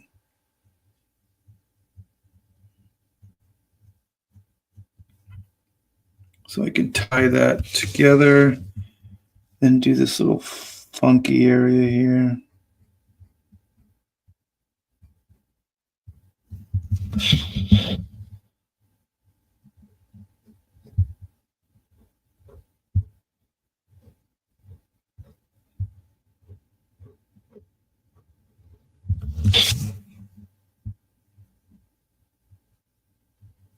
All right. Well, no, I'm going to keep going. Then I'm going to come back on here, see if it needs the crosshatch. And just because it's bugging me, I'm going to take some of this stuff out because I want to ink it. Yeah, it's better. I didn't do all that detail that was in there. It looks better. And those are evaluations you can do even if it's not your pencils, like you're inking somebody else's pencils. I don't think it's wrong. You know, some pencilers get crazy and they're like, you changed my work, you know, stuff like that. But I do think sometimes we get in our own way. We overthink things, make them too busy or whatever. Yeah, having said that, this is pretty busy stuff, but it's all methodical. It's all thought out, you know.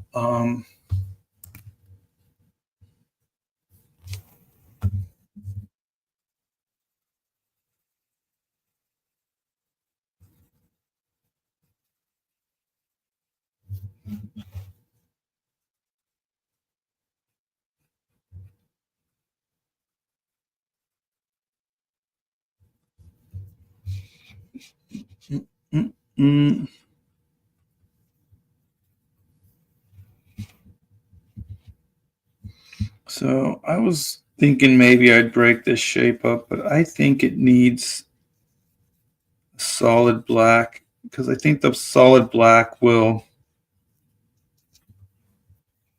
pop this from the back, that back tree.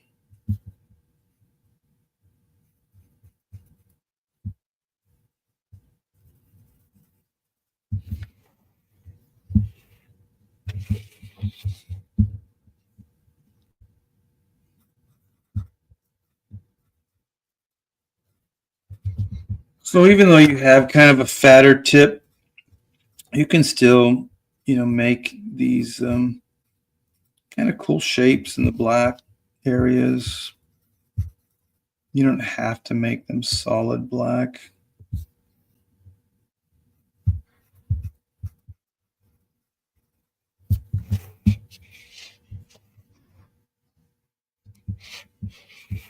That was looking pretty cool.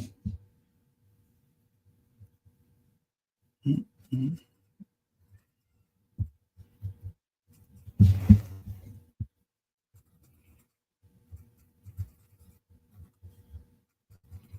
Once again, it's all about the movement. Like even though you have a Sharpie or, you know, some kind of more blunted tool, it'll still be about expression and movement.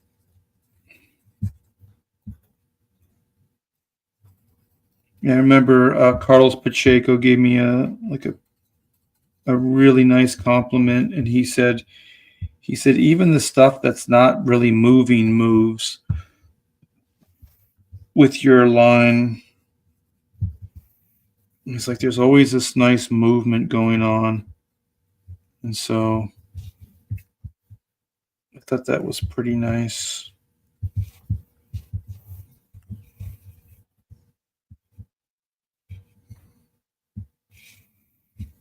So you can kind of see how it's.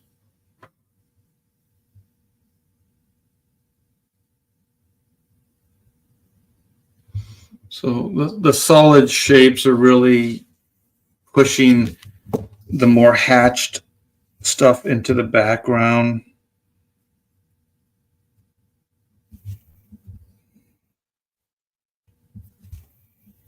So I'm going over and seeing that maybe there's some places that were overdone.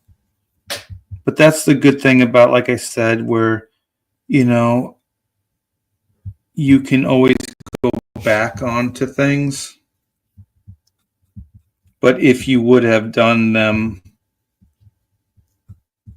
you know, solid, you couldn't go back in and do some of these things. And I think the solidity, like what I'm doing right now, just helps define it a little bit more.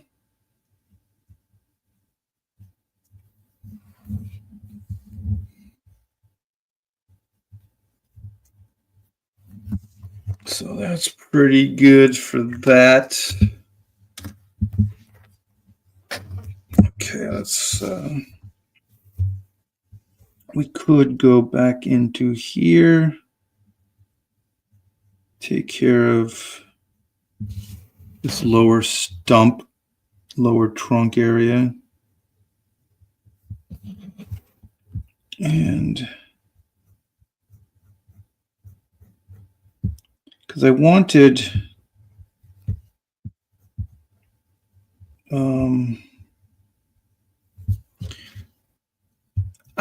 solid blacks, like I wanted a heavy dark area, I should say, but I wanted it to be kind of broken up and textured. So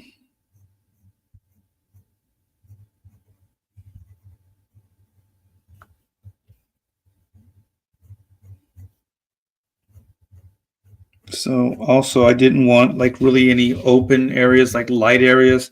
So I put this gray kind of hatch in here.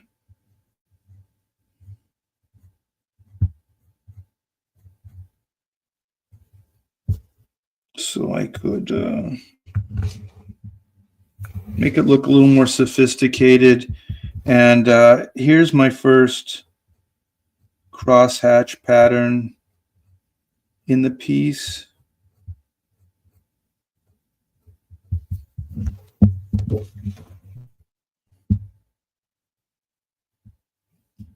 It's right here.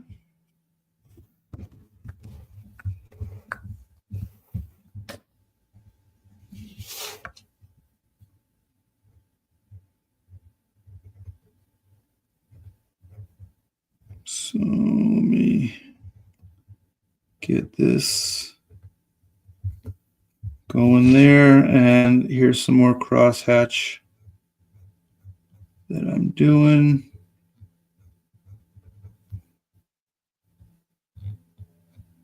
And then this one's going to be a little bit more dense. So heavier, thicker lines and closer together. And then I have these going this way.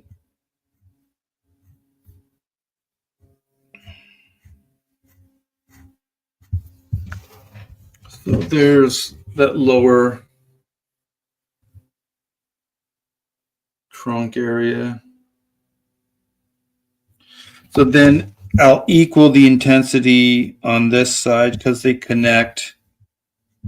So one thing when you draw, of course, and then when you ink, you have to ink through or draw through an object. So even though there's things that are interrupting it, you have to ink it and act like there's no interruption, like it's just a continuation of it. Because some people will do that. They'll change line weights or the hatching direction or thickness of the hatching, all that stuff. And it doesn't work. So always keep in mind that even though something is disrupting an object, you have to ink or pencil or draw through it.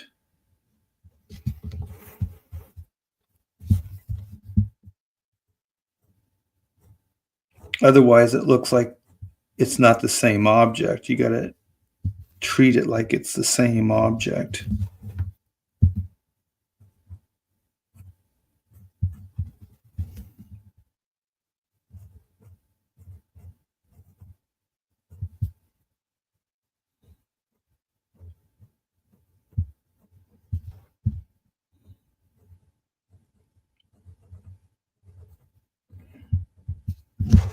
Okay. So that lower part is starting to come together.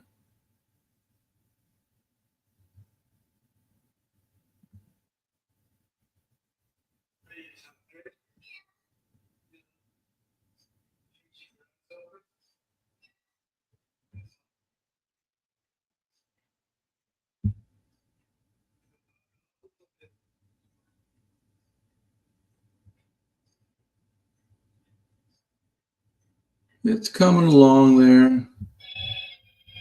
Well, I'm going to finish this lower area here, and then I am going to call it. Come back and hang out with you guys.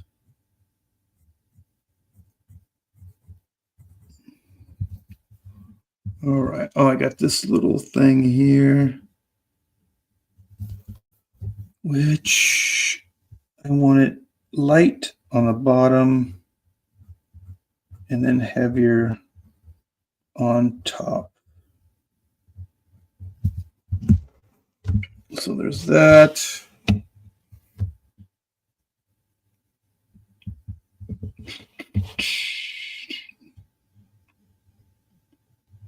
I just want to do this to do it.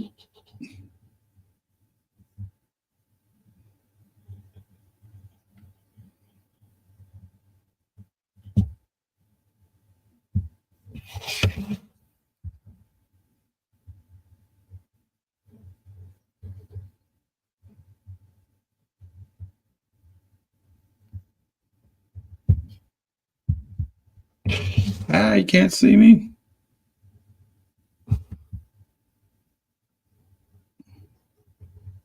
Okay. Enough of that nonsense. Let's get back into this. Finish this up. I did these. This thing is all over the place, like as far as textures and movement, but it's a lot of fun inking like this.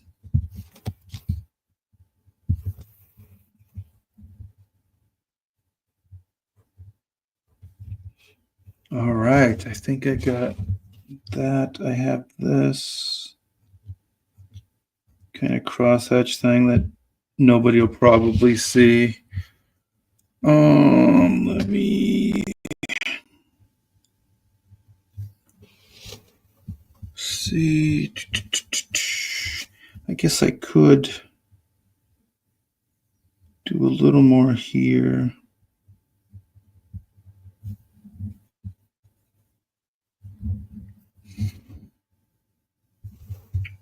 Maybe I can do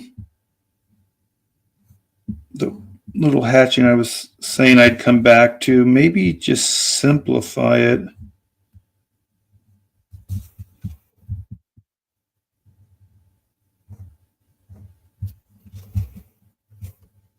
Yeah, I liked it better without it, but a little too much. So let's see here.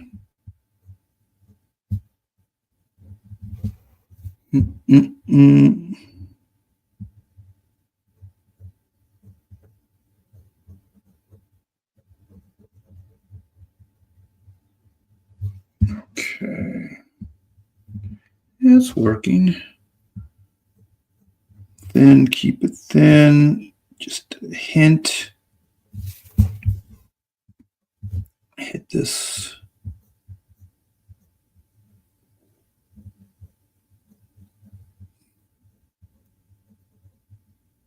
Okay.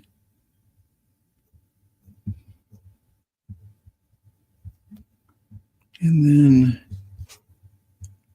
I should probably bring the thicker pin in for this little area, because you got to keep that balance going.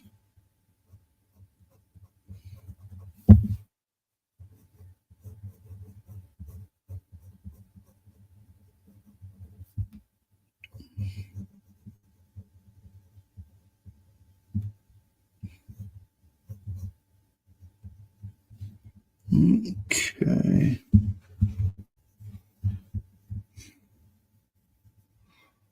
Man, this pin just does a ton of heavy lifting.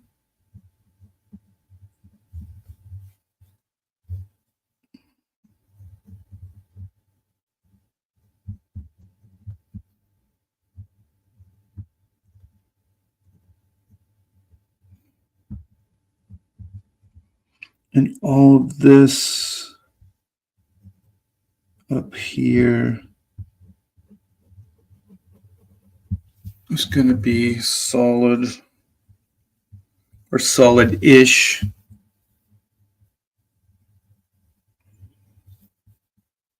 And then let's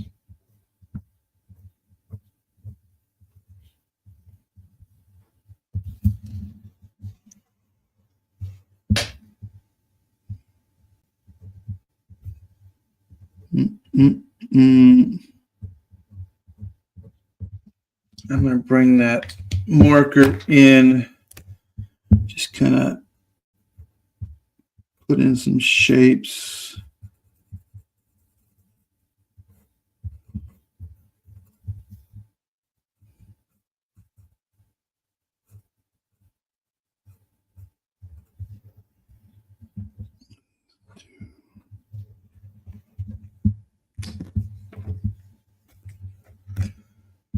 And then I think we need some heavier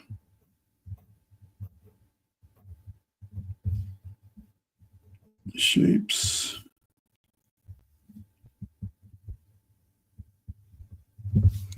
Yeah, now we'll finesse it. Well, I think we still need a little bit.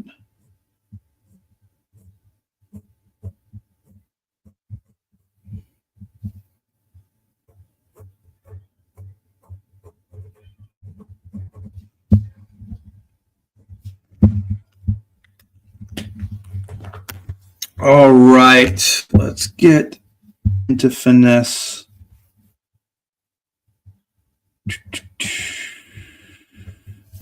Ooh, I like it. Get some details in here. Not too much. Don't want to get crazy. You guys might be thinking, too late for that. Okay. Bring that into there.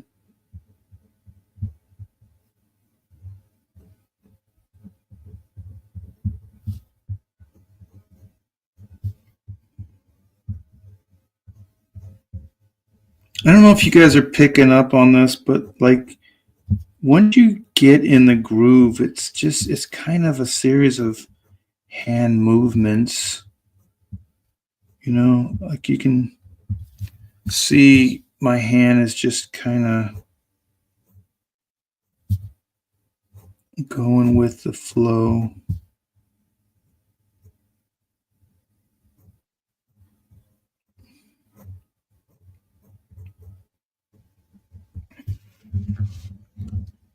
I'm not sure I like the patterns too. It's too patterned. So I'll go in there and just kind of switch it up a little bit. And like some people would just put like a full-on shadow, but I think it's cool to do something. I'm going to change all this because I don't like it. Change it up. I think it's more interesting. Yeah, I'll just hint at parts of this. And then I got this hatch, fades into a solid.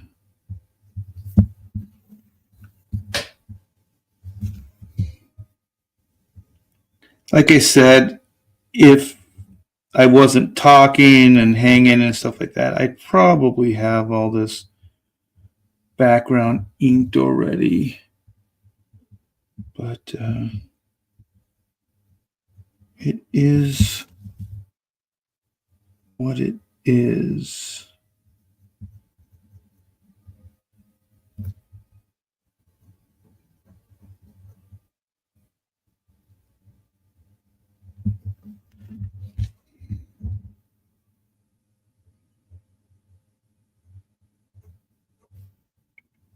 Yeah, this has got a similar as the shadow here where you have several different line progressions that kind of give you one kind of what would be a hatched look. But I think it becomes more interesting.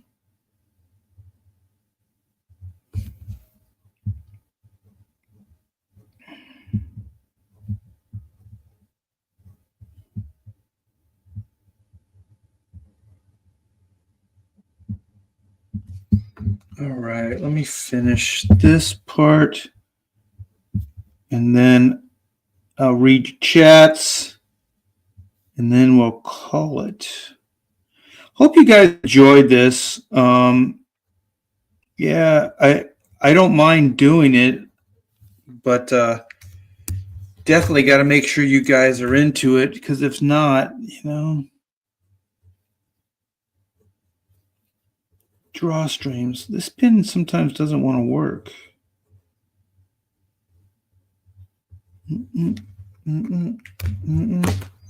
Let me just throw some solids in here to help sell it.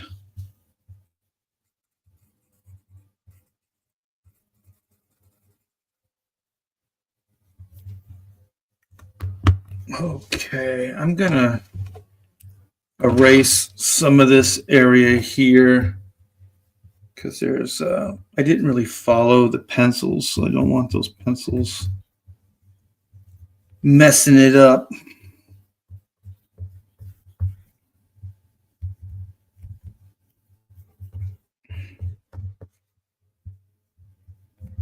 Nice.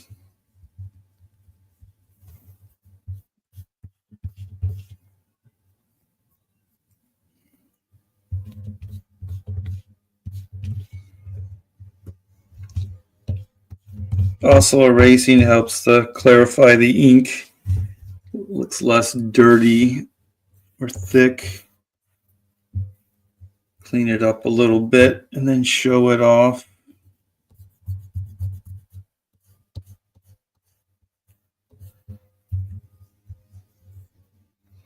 Also, sometimes, like for me, I don't know if you guys, I like to erase every once in a while because you get this dark, like your hand picks up the lead.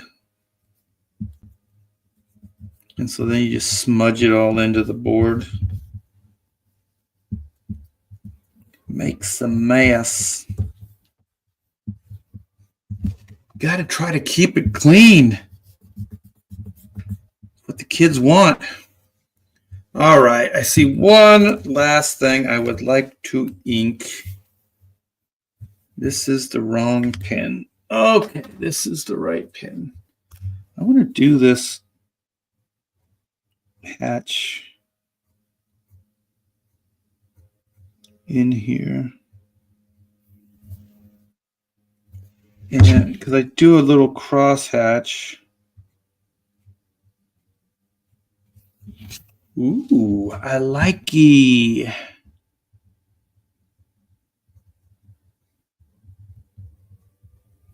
Oh my gosh, I don't want to stop. Okay, but I got to. I have to. We can't keep doing this forever. Or can we? So here it is. A lot of it.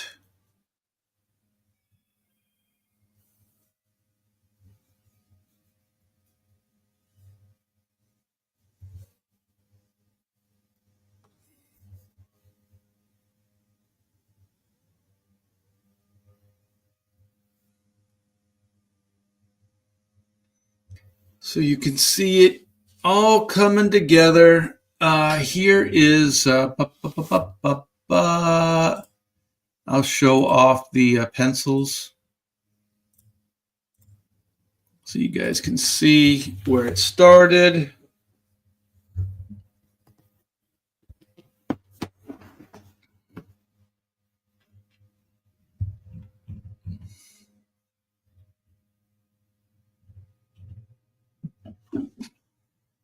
It looks pretty cool. It's a pretty fun piece. So you guys can see the pencils. You can see what I did with them.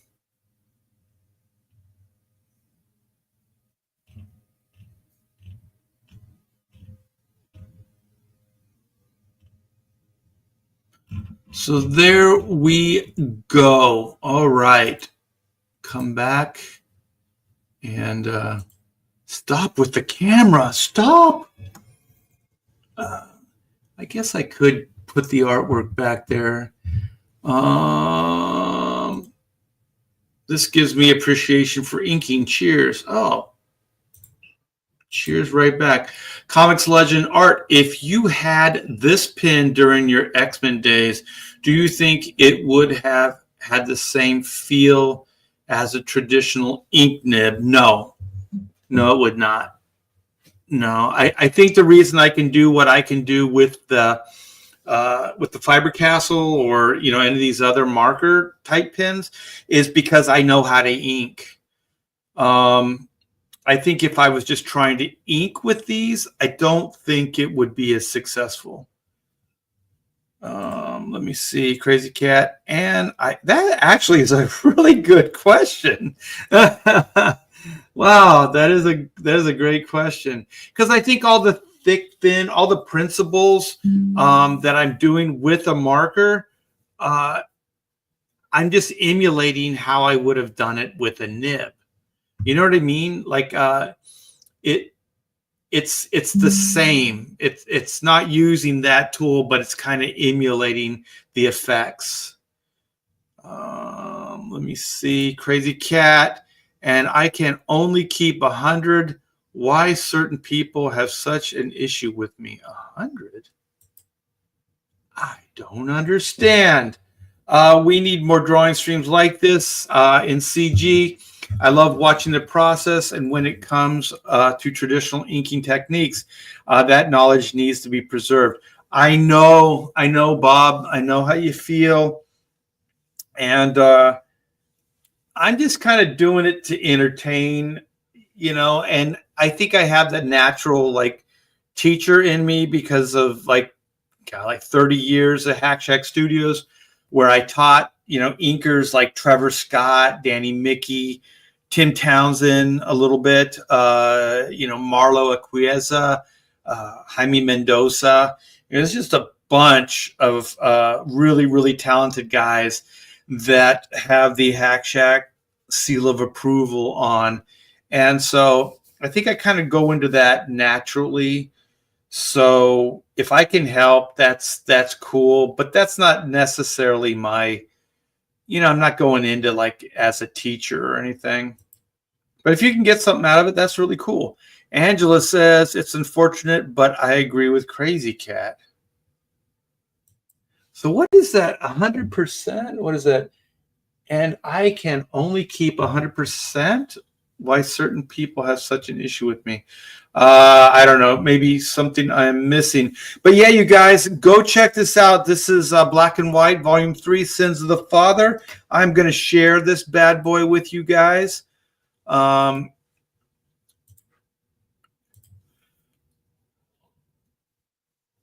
Here we go. Here we go. Black and White. Let's play the video.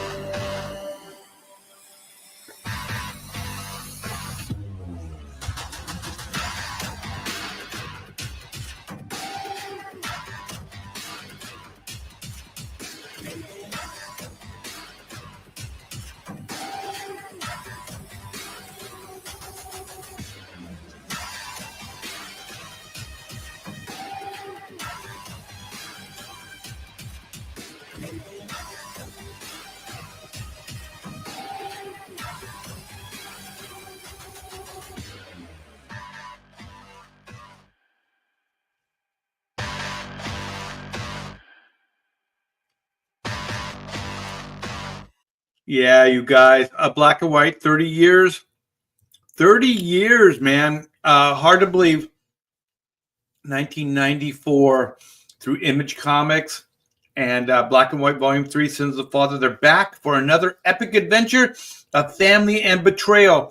We closed out, because we're in demand right now, but we closed out at 30,231. That is amazing. I was worried that we wouldn't get to 25K. You guys pulled it out, supported this campaign, and I so appreciate each and every one of you. And if you haven't backed, why not, man? We're in demand. There's still room for more. We are now at 31,148. We got 448 backers. We're heading towards 500 backers. That's really killer. And that next stretch goal. So you guys keep it going. Help get the word out through your social media. Guerrilla marketing is essential. And thanks in advance. So this is the main cover to Sins of the Father.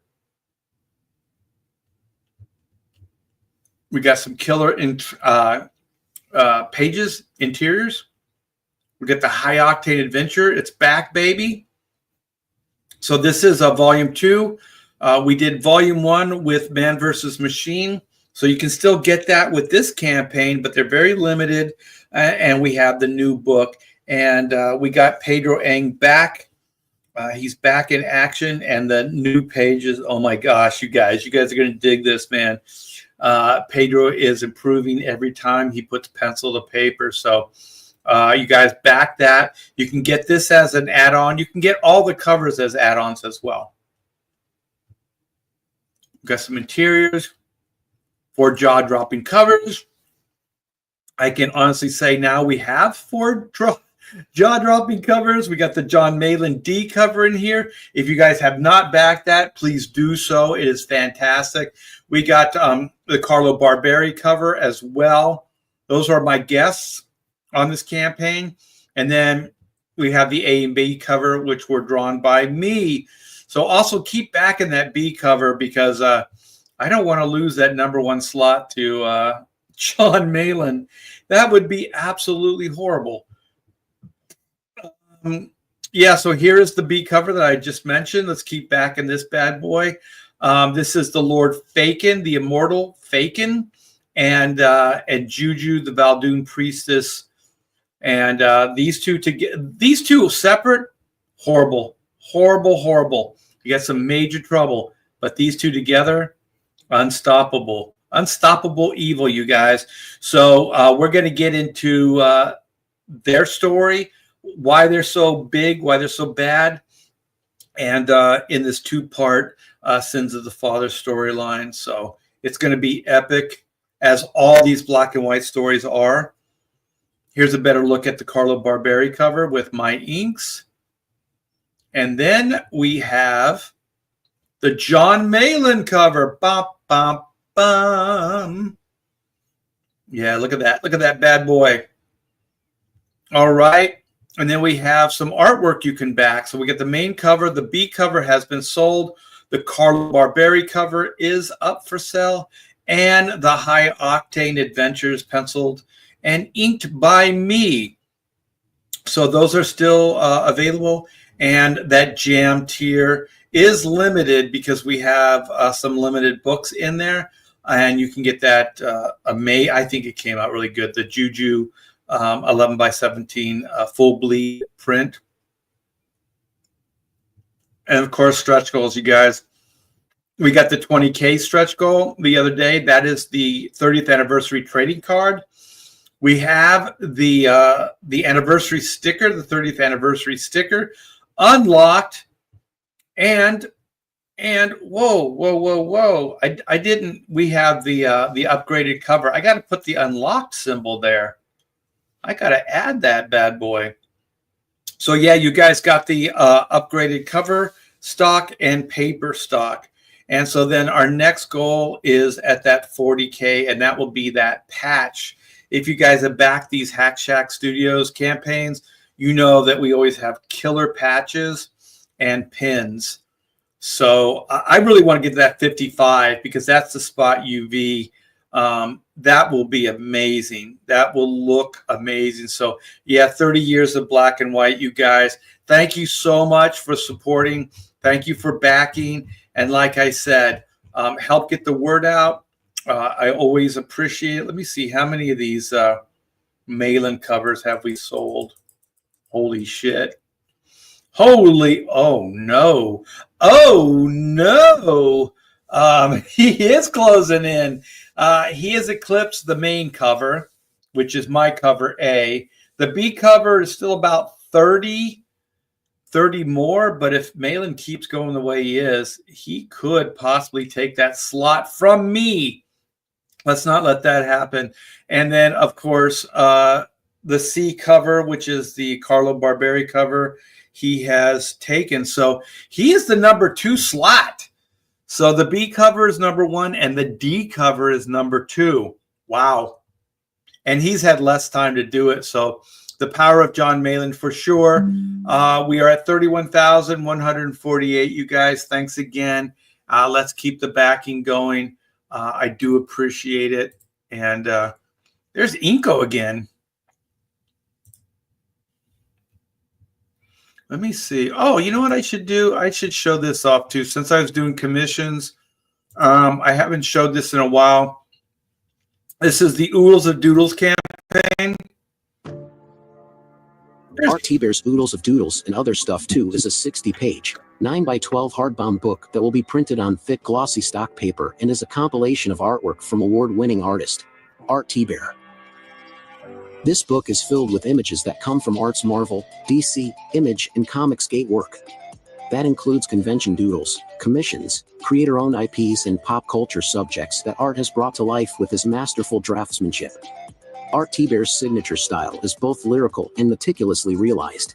The mastery of craft, seen in his work, owes itself to his 40 years in the comic industry, as well as viewing life through his own love of the art form itself.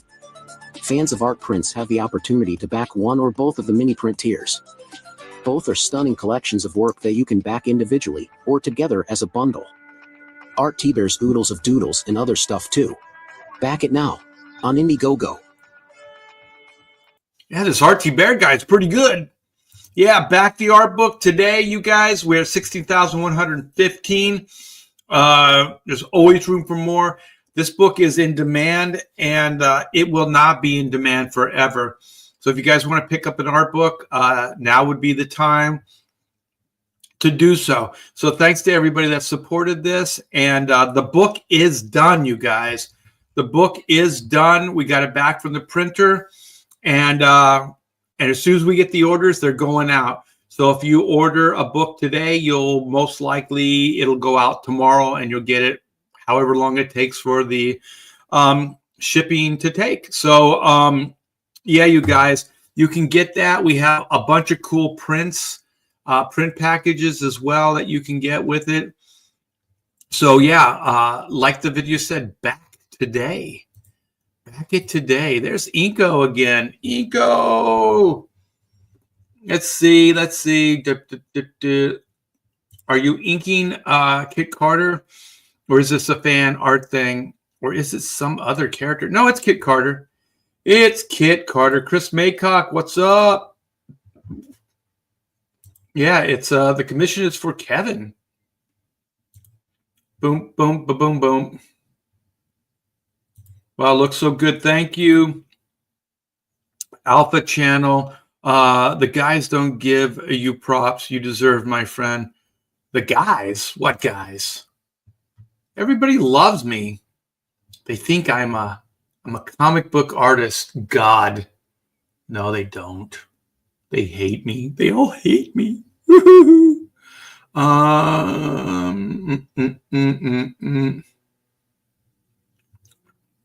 don't know what you guys are talking about. Art, you need your own nighttime show to start building views. Your book should have double its funding. Love your work. Thanks, man. I agree. I do what I can, but also the book, we launched it in like bad months, like November, December, and so we knew that it wasn't the best time to do it, but we didn't think it was going to be the way it was. And also there's you know, the Biden economic shenanigans going on. Mike Wilson says, it's about time you did an art stream. I'm doing it. Oh man, thank you, Travis, for the super chat. Arthur did, man, that's what my mom used to call me. She used to say Arthur whenever I did something bad. That actually gave me what do they call that? Post-traumatic syndrome. Like you just get all kind of triggered. Did you hear Diamond? Yeah, is filing for bankruptcy. Yeah, that's crazy. Thank you so much, Travis.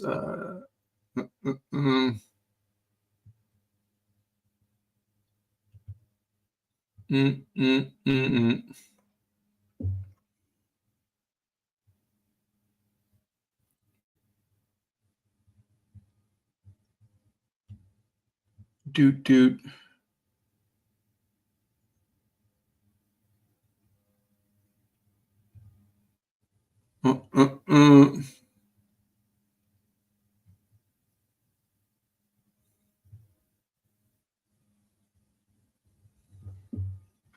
Oh, that sucks, man. My arthritis gets crazy about 2 hours. Sometimes my hands will just hurt for no reason. The cold does not help. I'll tell you right now. I'm just trying to catch up. I don't want to leave anybody behind. Hey, Trevor, what's up, man? Setup looks good. Thanks, brother.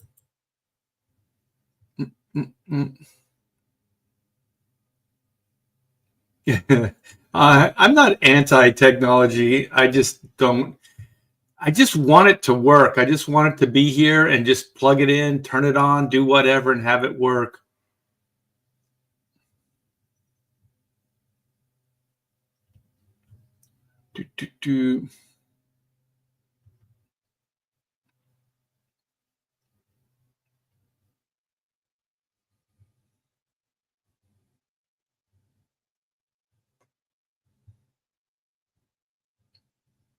Okay. So what are the implications of Diamond Distributors going bankrupt? Is there a major step for every comic book shop to shut down? I don't know, but it will most likely be the topic for pontificators tomorrow night. If I can rally all the guys in that, we can have a good round robin discussion about the implications. Right, Bob? Right, Bob?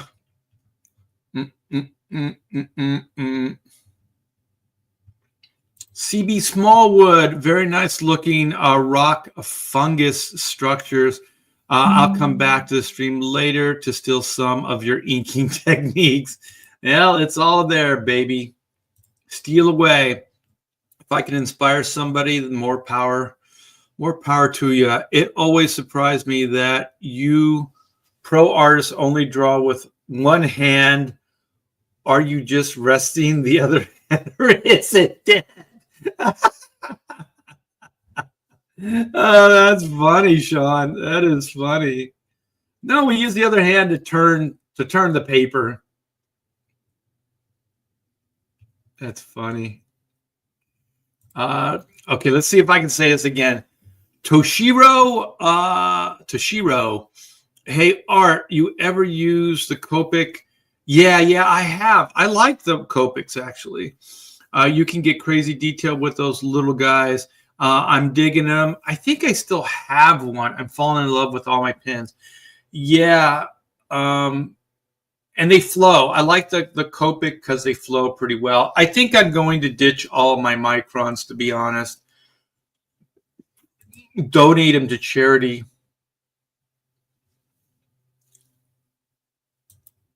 Oh, cool. I do have one of the brush pens. I just haven't used it yet.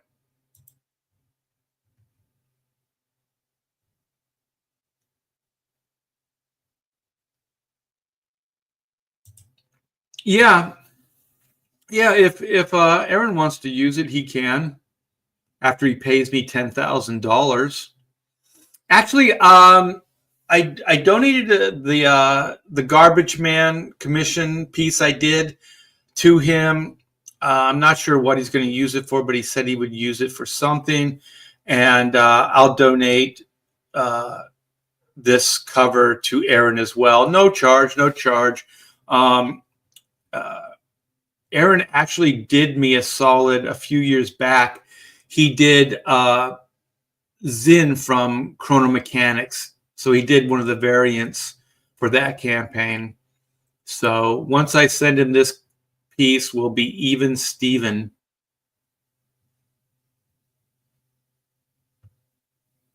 Lots of eye candy going on. Man, I can't even.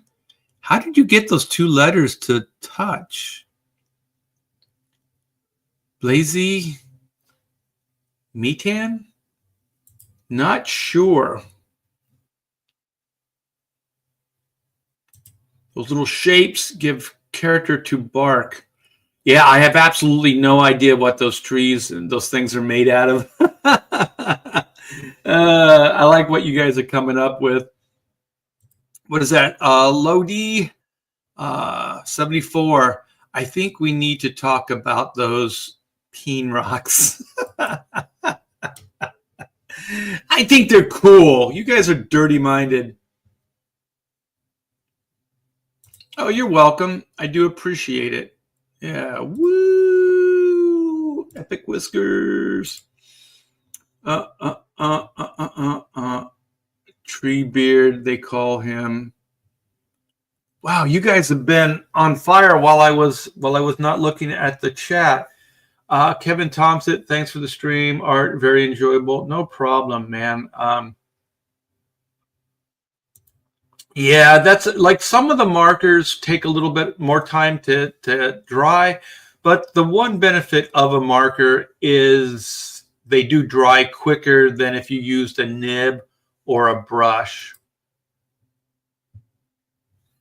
If you want me to keep going, I could work on something else tonight, and maybe I can come back tomorrow and start inking this bad boy again. So we could do that. We could start on the figure. Yeah, it's atmospheric. I like that too. It came out better than I thought it would. Thanks. Is it mucky? Mucky. Yeah, it does. And you hold them different, like they're just like the marker type pins.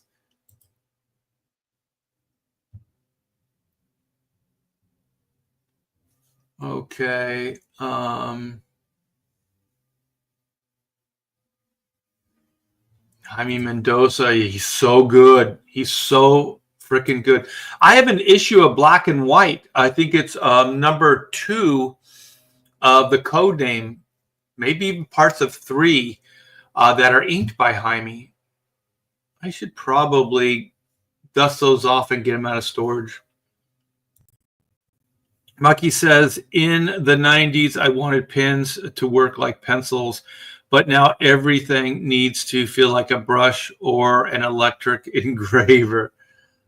Yeah, I think we're all comfortable with different things, and sometimes we're, it's different times of our careers.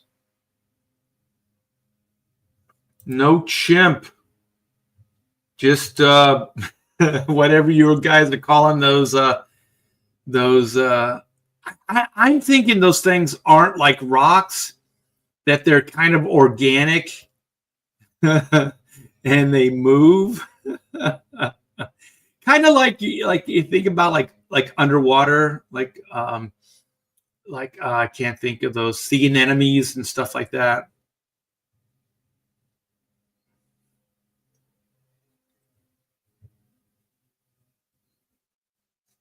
A lot of dynamic energy. Thank you. Oh, thanks, Marcus. And welcome. This is the first time I've seen you in the chat.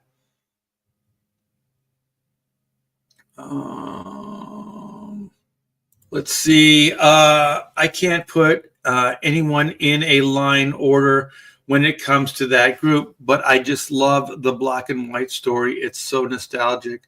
Awesome. Sleeping Psychopathy. You can see add-ons in the back too. Oh, okay.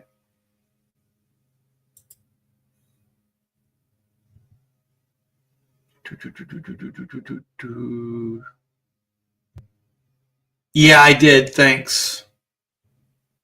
Yeah, I'm way behind. I didn't know I was that far behind. Yes, please hit that like button, you guys. Joe says he loves this Oodles book. I'm glad. Wow. Thank you. All right. I think we're caught up. Holy moly, we did it. We did it. All right, you guys. Well, I want to thank you for the super chats. Or the super chat, I should say. And thanks for hanging out. I hope you guys enjoyed it. And if you do, I don't know, tweet this out, let people know. And so the numbers always speak louder. So if we get some good numbers on this, I'll just keep going with this stuff because I always have things to do. And I'll try to figure out better ways to show you the artwork. So thanks again, and thanks for all the encouragement. You guys are the best. And if you haven't backed Black and White Volume 3, Sins of the Father, please do so. Or if you haven't backed Oodles of Doodles and other stuff too, that's my art book. Please back it. Back it today. Thanks, guys. I'll see you soon. Take care.